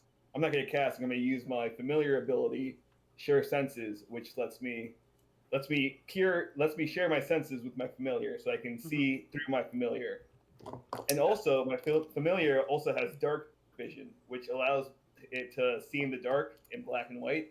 And since I can share my senses through it, I also have dark vision now. So Nice. No need for a light or anything. That's pretty rad. Yeah, So go ahead and it's a roll really me good scouting. a perception check as you're just looking around, seeing what's going on down here. 18. 18. Yeah, so Peter kind of like flaps a few times and slowly descends into this drainage ditch. You see kind of the ladder that had been used by the workers to go up and down. The drop is only about 10 feet between the surface and the bottom of the sewer tunnel below you. And you get down, or Peter gets down there, kind of flaps around, looks around. You said 60 feet of dark vision? Yeah, I believe it's 60 feet. Let me So check you get a good look around. You don't see anything. You don't see any undead, first of all. But what you do see is kind of this like blockage of garbage and trash that had accrued in the center of the ditch, the drainage, basically the sewer drainage area. That was causing like a small, blockage that it looked like the crew was digging out. What happened down there? Maybe they just happened upon some skeletons, something, I don't know. It's hard to tell from what you've got there. But there doesn't appear to be anything in the immediate area that is of any... There's no, like, crypts or anything, like coffins that the skeletons came from? You know, that you mention it, it's weird. There's just 10 empty coffins right now. No, there's nothing. It looks like a normal sewer that just had some kind of blockage. Normal sewer tunnel had some kind of blockage, and somehow skeletons got involved. Okay. Chased them out Alright, and followed them up. Should we involve ourselves in the crew's work again, just in case more skeletons come through, or should we just let them resume their working? I think we can't go around saving everyone. exactly. We I have think a job to do. they have their own job. And I they think didn't it was to. They didn't come up with a bag of gold this time, so I don't inclined to help them. Yes, because apparently greed is a huge part of your character I was unaware of. Well, Can I I? mean, Oh, sorry, go ahead. do I see there are doors right over here? Is that what's going on in these neighboring buildings? They just look like houses. You can knock on a door if you'd like. I think Can I Legend of Zelda just walk in? Smash maybe box. we should just let the neighbors here know what happened in case they'd like to report it? I think that's a good idea. Tell them who we are. Perhaps. I think that's a splendid idea, and he'll walk up to the southern door there and knock on the door. So the southern door was already open. There, one of the looks like one of the people who lived there had already popped out and seen what had gone on. Was one of the ones that was clapping for you all. It's this middle-aged gnomish woman you see, who is currently she was stringing out some clothes in front of her house on a clothesline, and is walking back out with a bundle of wet laundry as you're approaching the door. Oh, hello. Thank you for what you did with the undead. I really appreciate it. Hello. You're quite welcome. We're happy to help. We just wanted to make sure that the local authorities were alerted and that they knew who accomplished this deed for them. And who might we were that be? wondering. And who are you? Who's the ones that accomplished this? I'll let them know if I ever see the Edgewatch. I appreciate that. My name is Twinkletoes. These are the brothers. Do you have a name other than just your names, Penumbra and Sharp? We're the Thorn Grabber brothers. Don't listen to him. The Thorn Grabber brothers. The Thorn Grubber brothers. Like when you grab a thorn. Like if you were to The Thorn Grabber? reach The out Thorn and Grabber. grab a thorn, we would be the thorn grabbers. But you don't No, like that. one more time. I don't think she got it. One more time. Anyway, this is Penumbra. This is his brother Shark. That's Bastro, and that's Dr. Forsyth. We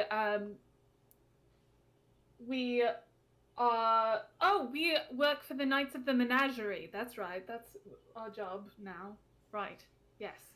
Our identity is fluid, apparently. We are just sort of people who hang around and solve things. Well, Do we need a sick team name? That's what I was about to Perhaps we need say. a sick team name. Okay, excuse me, woman. We must huddle up for a second. Yeah, oh, would you hold? all right. I'll just be hanging my laundry. Well, can't we just tell her that we work for the Knights of the Menagerie for now? Team name. I don't know if we need a team name yet. Right. Unhuddle, woman. Thank you How for about Shark and the posse? Absolutely not. Struck We down. work for the Knights of the Menagerie for the Radiant Festival. So if you come to see, we're supposed to do business too, I guess. If you come to see the Menagerie, then you'll see us there. Oh, well, I don't know if I'll be able to make it down, but I'll look for you if I can. You absolutely should. It's quite a sight to behold, and lots Oh, I'm of. sure. Can I make an impression? Sure. Go ahead and roll a diplomacy. Oh, natural 18. Nice. Yo. That's gonna be a 24. Yeah. So she already seems quite charmed with you, as well as your group, but for the most part, you and your charismatic presence. And it's definitely helped by the fact that you just stopped 5 undead from encroaching upon her house. I did nothing, but she- thank you. She looks happy to have met all of you actually in person. Wonderful. Well, if you see the Edgewatch, let them know that the Knights of the Menagerie helped. Will Stop do. these things. All right. Thank you. Excuse me, woman. I have a question for you. Have you heard of this menagerie before and Mr. Knight who operates it? I don't think I have. No. Never mind then. But I'd Don't love worry. to see it. I hope you will someday. Enjoy your laundry. And he will. I think I will, thank you. I think she liked you. I hope not. Turn off the charm. There, that was too much. You're hitting on her. She goes back to hanging clothes off of her 3.5-foot laundry pole. Can I roll a check to see like how strange of an occurrence this just was in Absalom? Because Sure, if you have a society or any kind of Absalom lore of any variety, certainly. okay, Can I I've do that too? got society. Like, is this something that's happened before, or that is like really strange? Like, how weird of an occurrence is the fact that undead just crawled out of the sewer? Sure. Natural. I rolled a 40, 15. so that's 15. I rolled a 21 on society. 21 on society, 15 on Absalom lore. So those will both get you the same results. That's a 10. Unfortunately, 17. Dr. Forsyth doesn't really know, but both Bastro and Twinkletoes are familiar with the fact that the Precipice Quarter was actually destroyed during some earthquakes about a decade and a half ago, and then was taken over as part of the Whispering Tyrant's siege. So during part of this whole reclamation process, a lot of the early parts of that process were just going through and digging up whatever remnant undead were just left behind. And as the development grew up and got more and more, a lot of that went away. So more recently, there hasn't really been any undead sightings.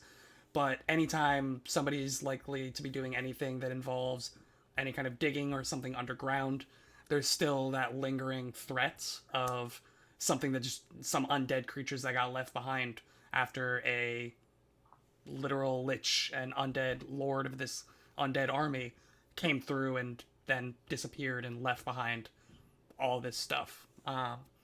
So while it is not unheard of by any means, it is now pretty uncommon, pretty rare, much more so than it used to be at the beginning of the process of reclaiming this quarter. Yeah. Makes sense. Ooh, Shark Yeah, is itching to get on. Yeah. Yeah. Let's go. Thank you so much for your time. Bye. No, thank you for saving me. And you're already off in the wind. So, you all continue. You only have about 15 minutes or so, roughly, based on your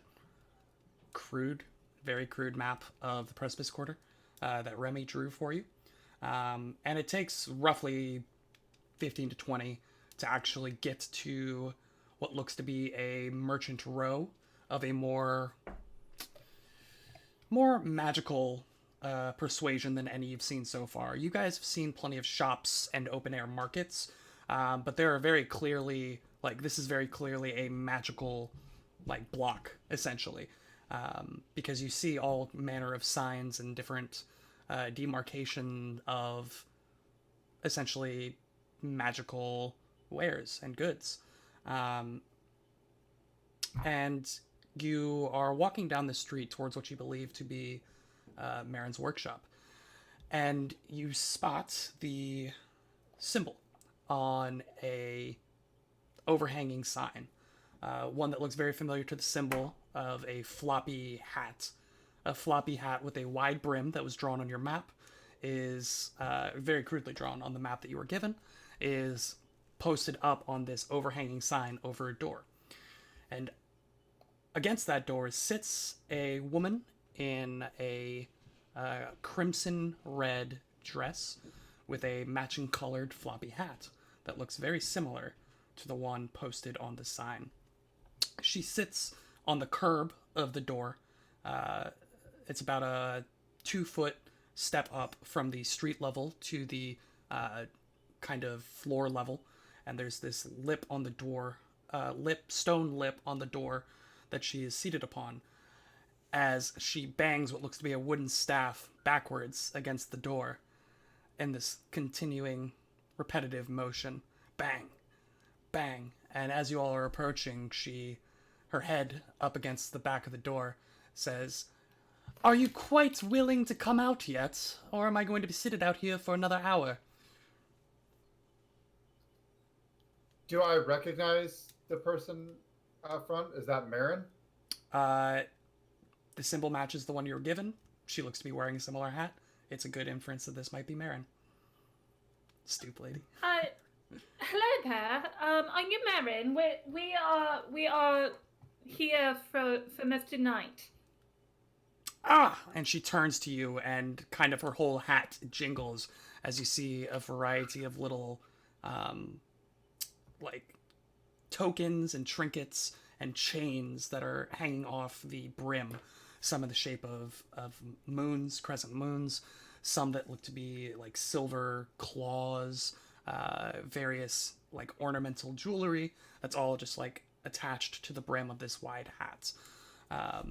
And in a flourish, she turns to you, her bangles jingling with the motion, and says, "Yes, I am Marin. This is my workshop, and I would love to help you.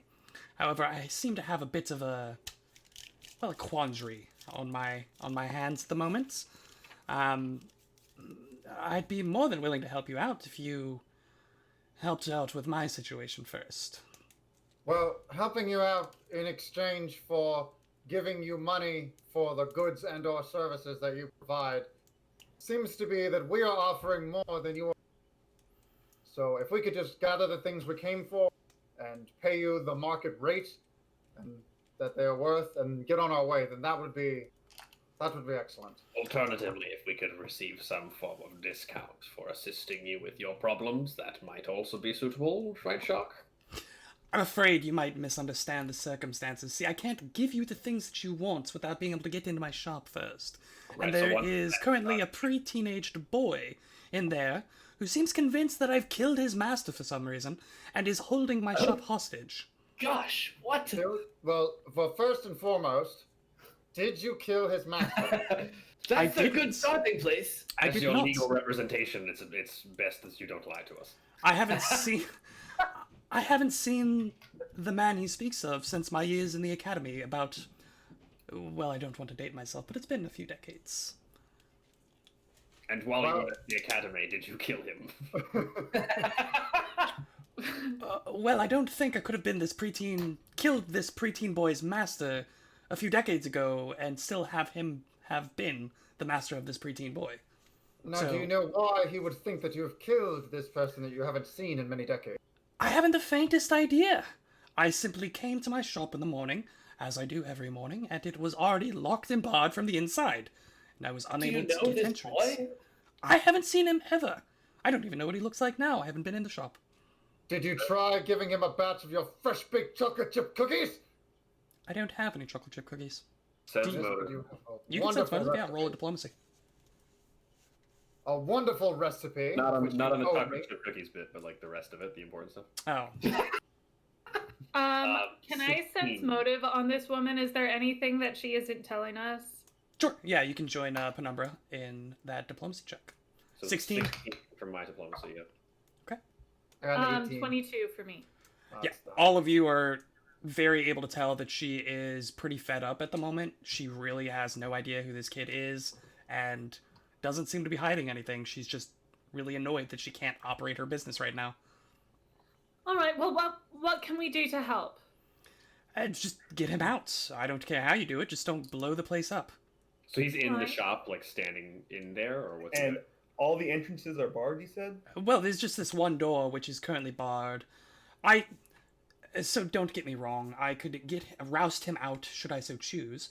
I do have a magical inclination towards evocation, but it doesn't make sense to blow up your own house just because there's an intruder. So I'm a bit of a loss at the moment. All right, Marin. Yes. I advise you not to become alarmed with the tactics that we might choose here. We are going to pull out all the stops. I promise you, we have mutual interest in maintaining the integrity of your shop. And all your I really don't care as long as you don't murder him. Fair enough. I'll do my best. Like you murdered his master. We've been over this. I didn't murder his master. Twinkle Toes. I almost got you with that one. Twinkle Toes. I believe there's a sort of a carrot and a stick method that we can utilize here. Would you like to be the carrot or the stick? What? We might coax him with positive reinforcement, or we might force him out through fear. I I am comfortable in either role. So do you like to be the What a carrot? strange metaphor to Do you pick, like to though. be the carrot or the stick? do we know anything It's a real else metaphor. about this woman? Anything? anything? He claims his master was... He claims his master was a man by the name of Kemeneles, who was a wizard. Like I said, I went to academy with him. But he left after the academy. I stayed here to start my shop, and, well, I barely remember the man other than he was present. Astro's gonna stealth. Recall knowledge. Say again? Yeah, do we know anything about this Kemeneles? 24 on Kemeneles. No idea. Doesn't ring any bells. That's fine. But for what it's worth, I'd like to be the carrot. All right. Team Carrot can meet on the left side, and Team Sticks can meet on the right. Shouldn't we go up to the window or something and see what we're dealing with first? Like, we don't even know. This kid could be... Wait, this is absurd. Why are we not just... Let's just get this boy out of the shop. We've got better things to do. The doctor goes and knocks on the door. You knock, and a moment later, you hear, "I'm not letting you in!" Boy, this is not the shop owner. Please, we are customers who just need to get some things from the shop and then be on our way. Please let us in. This is none of your concern. Why would you want to do business with that evil woman? She is a villain and a scoundrel. Please tell us more about this. Well, How so? ever since I was taken under the wing of Master Kemeneles, he's told me of this vile woman Marin, that they were rivals at the academy, and it just so happens, as soon as we get back to Absalom, Kemeneles goes missing, and I know in my heart it was her. Oh, he's missing. Boy, Oh, you may be right. So you don't know he's dead. He's just missing. He could be on a trip. Well, we agreed. We split up to do some tasks, some shopping, and we agreed to meet at the inn, and he hasn't shown up. It's been 3 days. And you don't think perhaps maybe you just rubbed him the wrong way and he was... No, I know for a fact that woman, his rival, has either kidnapped or killed him. And I'm looking for proof now. And you hear, like, a smash of some glass on the ground, and what sounds like the ruffling of, like, furniture as something, like, pulls over. Boy, young man, you said that you recently arrived back in Absalom. Where were you before? There's no response as you just continue to hear smashing and, like... All right. Shall we kick down the door, then? Yes, please. Someone kick down. We can force it open with this, and Bastar's gonna pull out a crowbar from his backpack. Shark Hey! goes, Shark goes, good idea. And pulls out a crowbar. Yeah. Crowbar. What the heck? Hell yeah. Prepared. Who has really higher quick, strength than 10? Really quick, Marin, do you give us permission to break down your door? The door is easy enough to fix. Just everything in the shop, try to keep it intact, please. Right. Yes. Natural not our fault. 19 for a 23 strength check. No penalties because I'm using a crowbar. Yeah, so you give it, like, a good 1-2 shove, and pry the crowbar to the side, and the door just breaks open as the frame, like the wooden frame inlaid into this stone wall, just shatters on the side of the lock, and you look as the door opens that there were boards nailed across the backside to keep it in place, and as you are able to pry it open, the boards extending from the backside of this door like snap, and you watch as it falls to the ground, and you enter. Oh, we're on the map. I'm gonna kill this. The doctor can say, I'm gonna kill Twinkle-Toes. little boy. Twinkle-Toes, could you have a gift with talking to people? Could you find a way to calm this boy down? Are you sure you don't want me to talk to him? And Shark, hold your horses, please. as the door opens, you watch as a small figure darts behind an upturned table, and this blonde, messy-haired head pops up above the side of this table and points a finger at the door, like this, like holding his arm. It's like, what do you want? I'll blast you. Don't you come any closer. Can we get a zoom in on the token for this boy? He looks like such a what a I know, I'm getting like Baratheon vibes. what a We get what a- named- Oh my god. That's Draco Malfoy, dude. oh my god! I wanna hit this kid. It's not Draco Malfoy. That's It's, like, way some, more like, what's the significant. cousin from Narnia? Oh, wait, you're so right. Yeah. Edmund, right? No, Ain't no brother. not the brother. The cousin in like the third movies and books. Yeah, I'm not gonna be able to pull his name, but I know you're talking. It's fine. What a sniveling little B word. I hate this kid. Shark Yeah. feels like his part is over. He opened the door, and he has no interest in play. So he comes over to her and to Mare, and he's like, "Well, I'd hope that we can get some chocolate chip cookies, at some point or another." But he's gonna let everyone else talk to the. As talk to the part of boy. your sense motive, you realize she was lying about not having any chocolate chip cookies. Oh, I know she's got chocolate No. chip cookies. We're aware. Well, I'm a bit behind on my tasks, but I suppose I could pencil you in for sometime next week. I have a bit of a schedule to keep. Considering you're 2 years late with this batch of chocolate chip cookies, I suppose that would be fine. I'm sorry, do I know you? Oh, are you saying you don't recognize me from the Absalom silent auction from 2 years ago, where I purchased a batch of your fresh baked chocolate chip cookies and you failed to deliver? I mean, I remember that happening, but I don't remember your face. I mean, it Shark- was easy Shark money, huffs, but... huffs off, just angrily huffs off. I did appreciate your donation, though. Donation. What would you guys like to do? This little kid is pointing a finger in your general direction, saying he'll blast you if you get any closer. Well, okay. We haven't gone in. No. So No, We haven't really Nobody talked. has said that they have entered. The doctor goes in. The doctor is inside. Twinkle The only Toes adult of the party. You step in and the finger follows you as you move to the in between this large display desk, this large glass case that has a variety of books and vials. There seems to be all kind of arcane components, as well as talismans and runes of different effect and variety.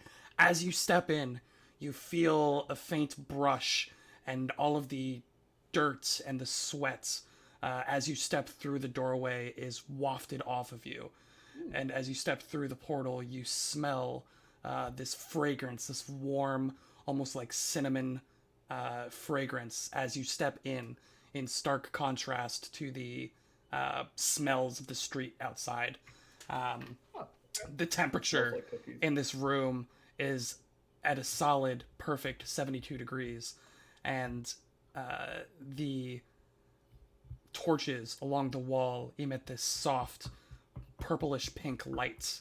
And they're not made of flame, it's just like the ends of these torches are illuminated.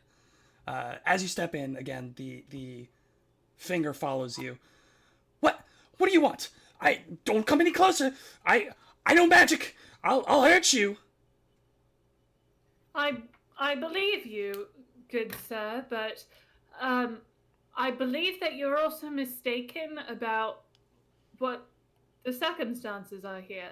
I don't believe Mirren has actually harmed your master, and I think maybe we could have a conversation before you start breaking things and destroying property and doing things you don't want to do.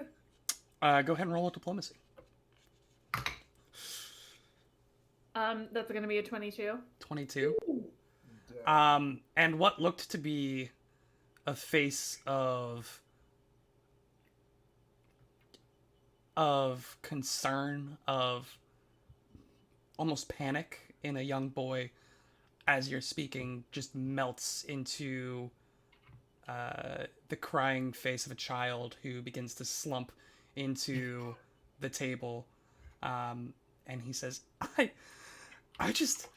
I wanted to find my master, and he was always talking about how vile Marin was, and and he missed our meeting 3 days ago, and I don't know what to do, and I was just looking for him. As he starts breaking down and bawling, as he just like limply lies across the edge of this overturned table, and begins sobbing. The doctor's going to approach him, and he's picked up some of the stuff on the ground at this point. He's going to approach him and said, "Boy, your first thought was to destroy this fine woman's shop, who I understand you have differences, but would you please put these away now?" And then he's just going to turn around and walk away. I just wanted to find evidence to take to the guards so that they would arrest her and find Menagerie. And Well, Dr. Forwell could not be maybe more... before taking matters into your own hands without, having a conversation with the woman first. You got very antagonistic very quickly, and it's not necessarily the best way to go about things when you want to get things done. And maybe having a conversation with Mirren first and seeing what she knew could have been much more beneficial instead of barring her out of her shop and now making an enemy of her. Yes, boy. She could have been your friend. Basically, what we're saying is that your vibes are very harsh right now, and I wish that your vibes were much more mellow. If we could just get to there. That would Well be- that said. would be preferred. Well said, Penumbra. Yes, that's Very exactly what we're trying to do. Always the master of the mellow vibes, Barwa. after a few more moments, the boy picks himself up. His crying, for the most part, over, though he does occasionally stifle a small sniffle or tear. And he kind of There, walks, chin up, boy.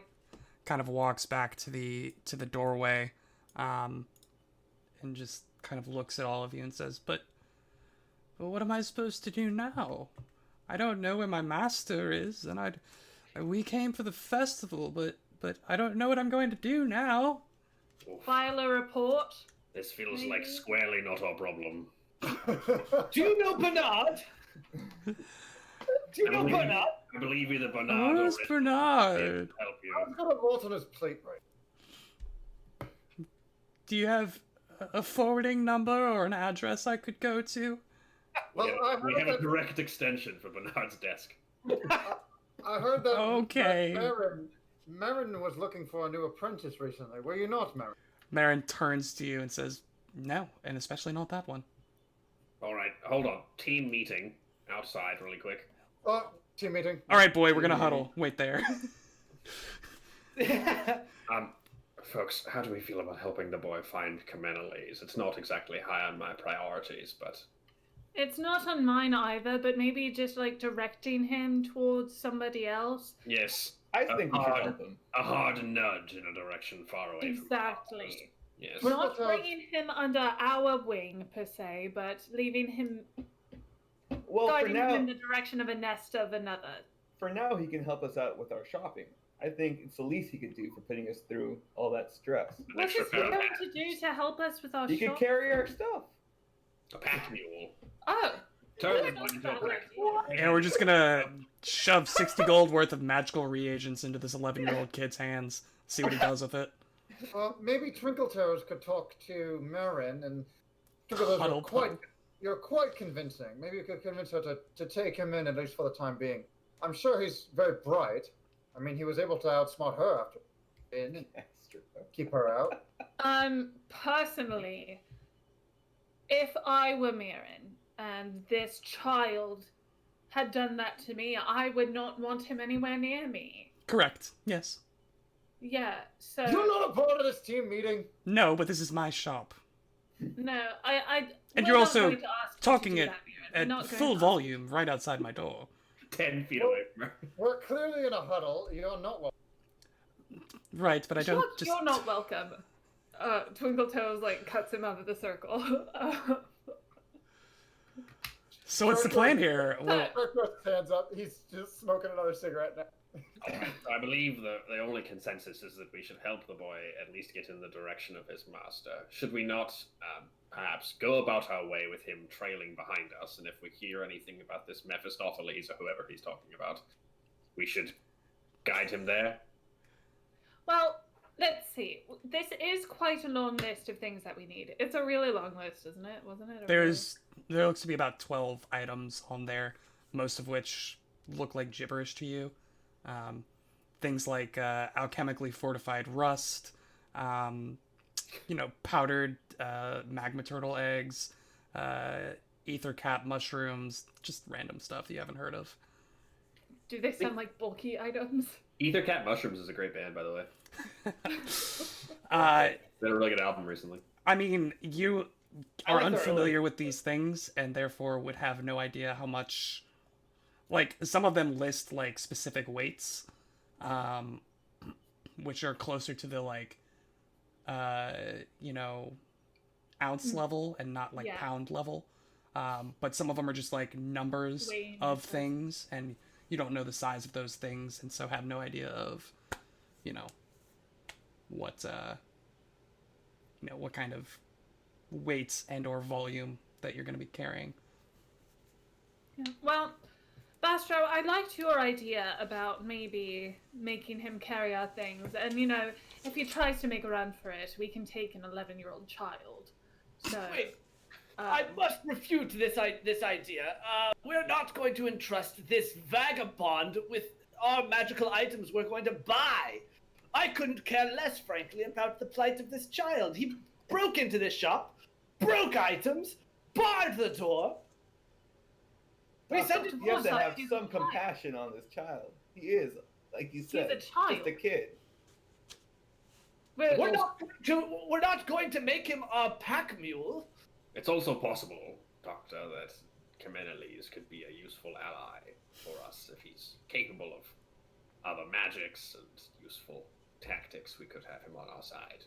I, for one, am not convinced that Marin did not kill him. So I would also like some recognition that he. Marin might kill this boy too. It's much more interesting for me if she did, but perhaps he didn't. I am personally of the opinion that this is a child who doesn't have anybody because he's lost his master.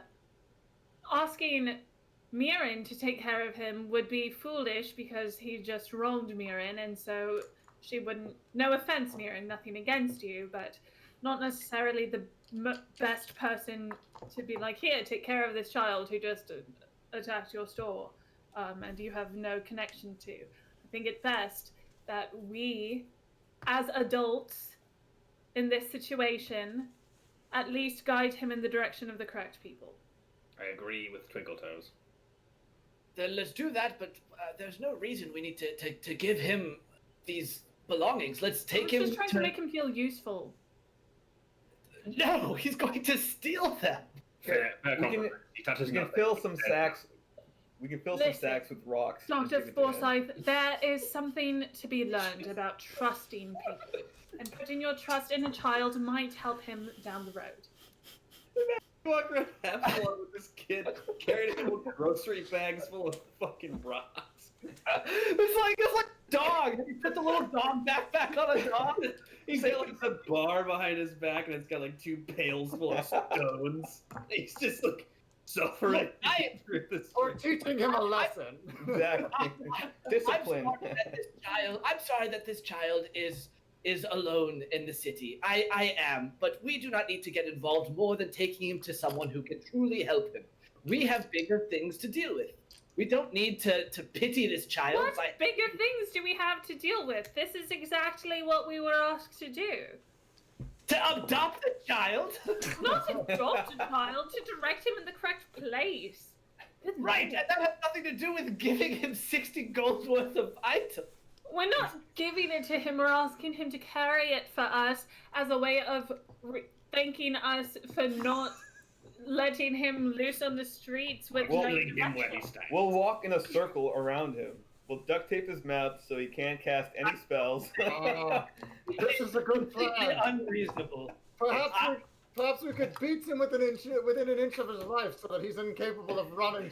Perhaps that's a cool idea. He can just come with us, and you can carry the things, Dr. Forsyth. I tell you what, if he carries the things, Shark can carry the boy.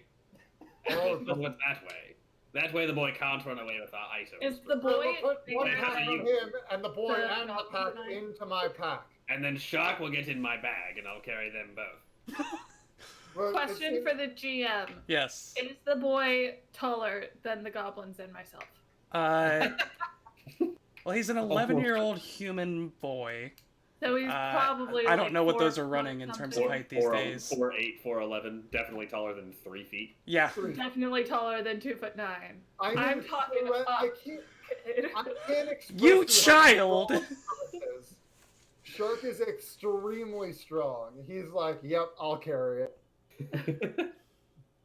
All right, boy. I believe My name is Eugene.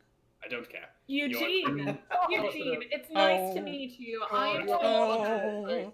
Your newest mission is to follow us, stay quiet, don't touch anything, and if we find your master, we might consider returning you to him. Does this sound like a suitable arrangement for you? I think what you mean is we will return you to your master if we find him. And if we We're don't, also not going to look for your master, so the odds of this happening are very low. if we happen to run Forget into him in the everything they street just said. We to you. happen to stumble No, upon boys, stop. in the largest city, Stop. not. Don't listen to them. Eugene, we are going to help you find somebody who can help you find your master. But it will not be us. I want to assure you of that. It's not going to be It them. will- Okay. I guess Alright, as long as you're let's helping me go. get somewhere. Right.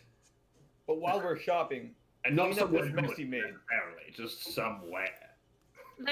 I do want to make it clear to you, Eugene, that we do not plan on helping you find your master, but we will help you find somebody who can help you find your So master. you won't help me find my master, Of course not. but We'll you help will you help me find find someone to somebody help you. else who will help me find my master. People You just I That's have like a all. that. grasp on it. Now jump into my pack. Okay, and he just like leaps up and like and hops like 3 feet up and just slides into your backpack, his knees like poking out over your shoulders as he's just like got both of his hands rested on the top of your head. Koala. The His smoke, feet Yeah, touch the literally. ground. the Like a smoke from koala. your cigarillo just like floating up into his face. He just starts coughing a little bit. Just gonna give this boy lung cancer real quick. Marin enters the shop and takes a moment. She pulls out a book from a chain on her waist, attached to her belt, flips to a page, reads a spell, and you see her hand flash, and the table begins to right itself, and a small broom and brush kind of, levitate up from the corner and start sweeping up glass, rearranging books, putting things back together. She says, well, it's a start. Either way, what can I help you all with? Oh yes, well we have a list of things from Mr. Knight. May I see it? Yes, I hand it to her. She takes a look and begins reading, muttering under her breath, yes, I've got that. I've got that. We'll need to source that. That could take a while, but I'm sure I could find some. Well, the payment is quite sufficient, but it might be a day or two before I can get everything together. I'll send it via postal service. Don't worry about that. But if there's anything else you'd like, and she like gestures out to the assorted items, perhaps for personal use, I'd love to give you a small tour. And she takes you past trinkets, various talismans that she has, as well as a couple of held and or worn items, if anyone is interested in small magical items. Oh. Yes. Shark takes Eugene out of his bag and just kind of throws him outside, and then walks in hearing there's items to be had. To be purchased. Purchase. Says, wait here. You are not to go anywhere. What are we looking at here? In terms of game mechanics, this is a level 3 shop. What that means is that it sells items of up to level 3. Her shop specifically focuses on consumables that are non-alchemical. So things like talismans and scrolls. as well as any non-armor or weapon magical items. So things like wands. yeah, wands. She has a couple of the wondrous figurines. She has the what is it? The Onyx Panther, which is a talisman. She's got a Hat of the Skies, which she proudly displays for you all. Hand of the Mage as well, which is like a set of gloves. She's got a couple of like ever-burning torches for sale in a variety of colors. Yeah, is anyone interested in anything specific, or is this something that you'll think about and come back to later? Actually, why don't we just end here for the week? End here, take a look at the list. I'll send out a more exact list over the week. We'll start next week with describing if we did any shopping. Thank you, everybody, so much for joining us for our second session of Heroes of Absalom. Once again, I'd like to thank our friend Talha for providing us with some awesome music, which you'll begin to hear every session. And if you guys haven't done so yet, please go ahead and follow us on Twitch, as well as any of our social media, which is listed there below. Thank you again so much for joining us for this adventure, and we hope to see you next week. All right. Thank you. Bye, guys. Bye. And see you next week. Same time next week. Bye.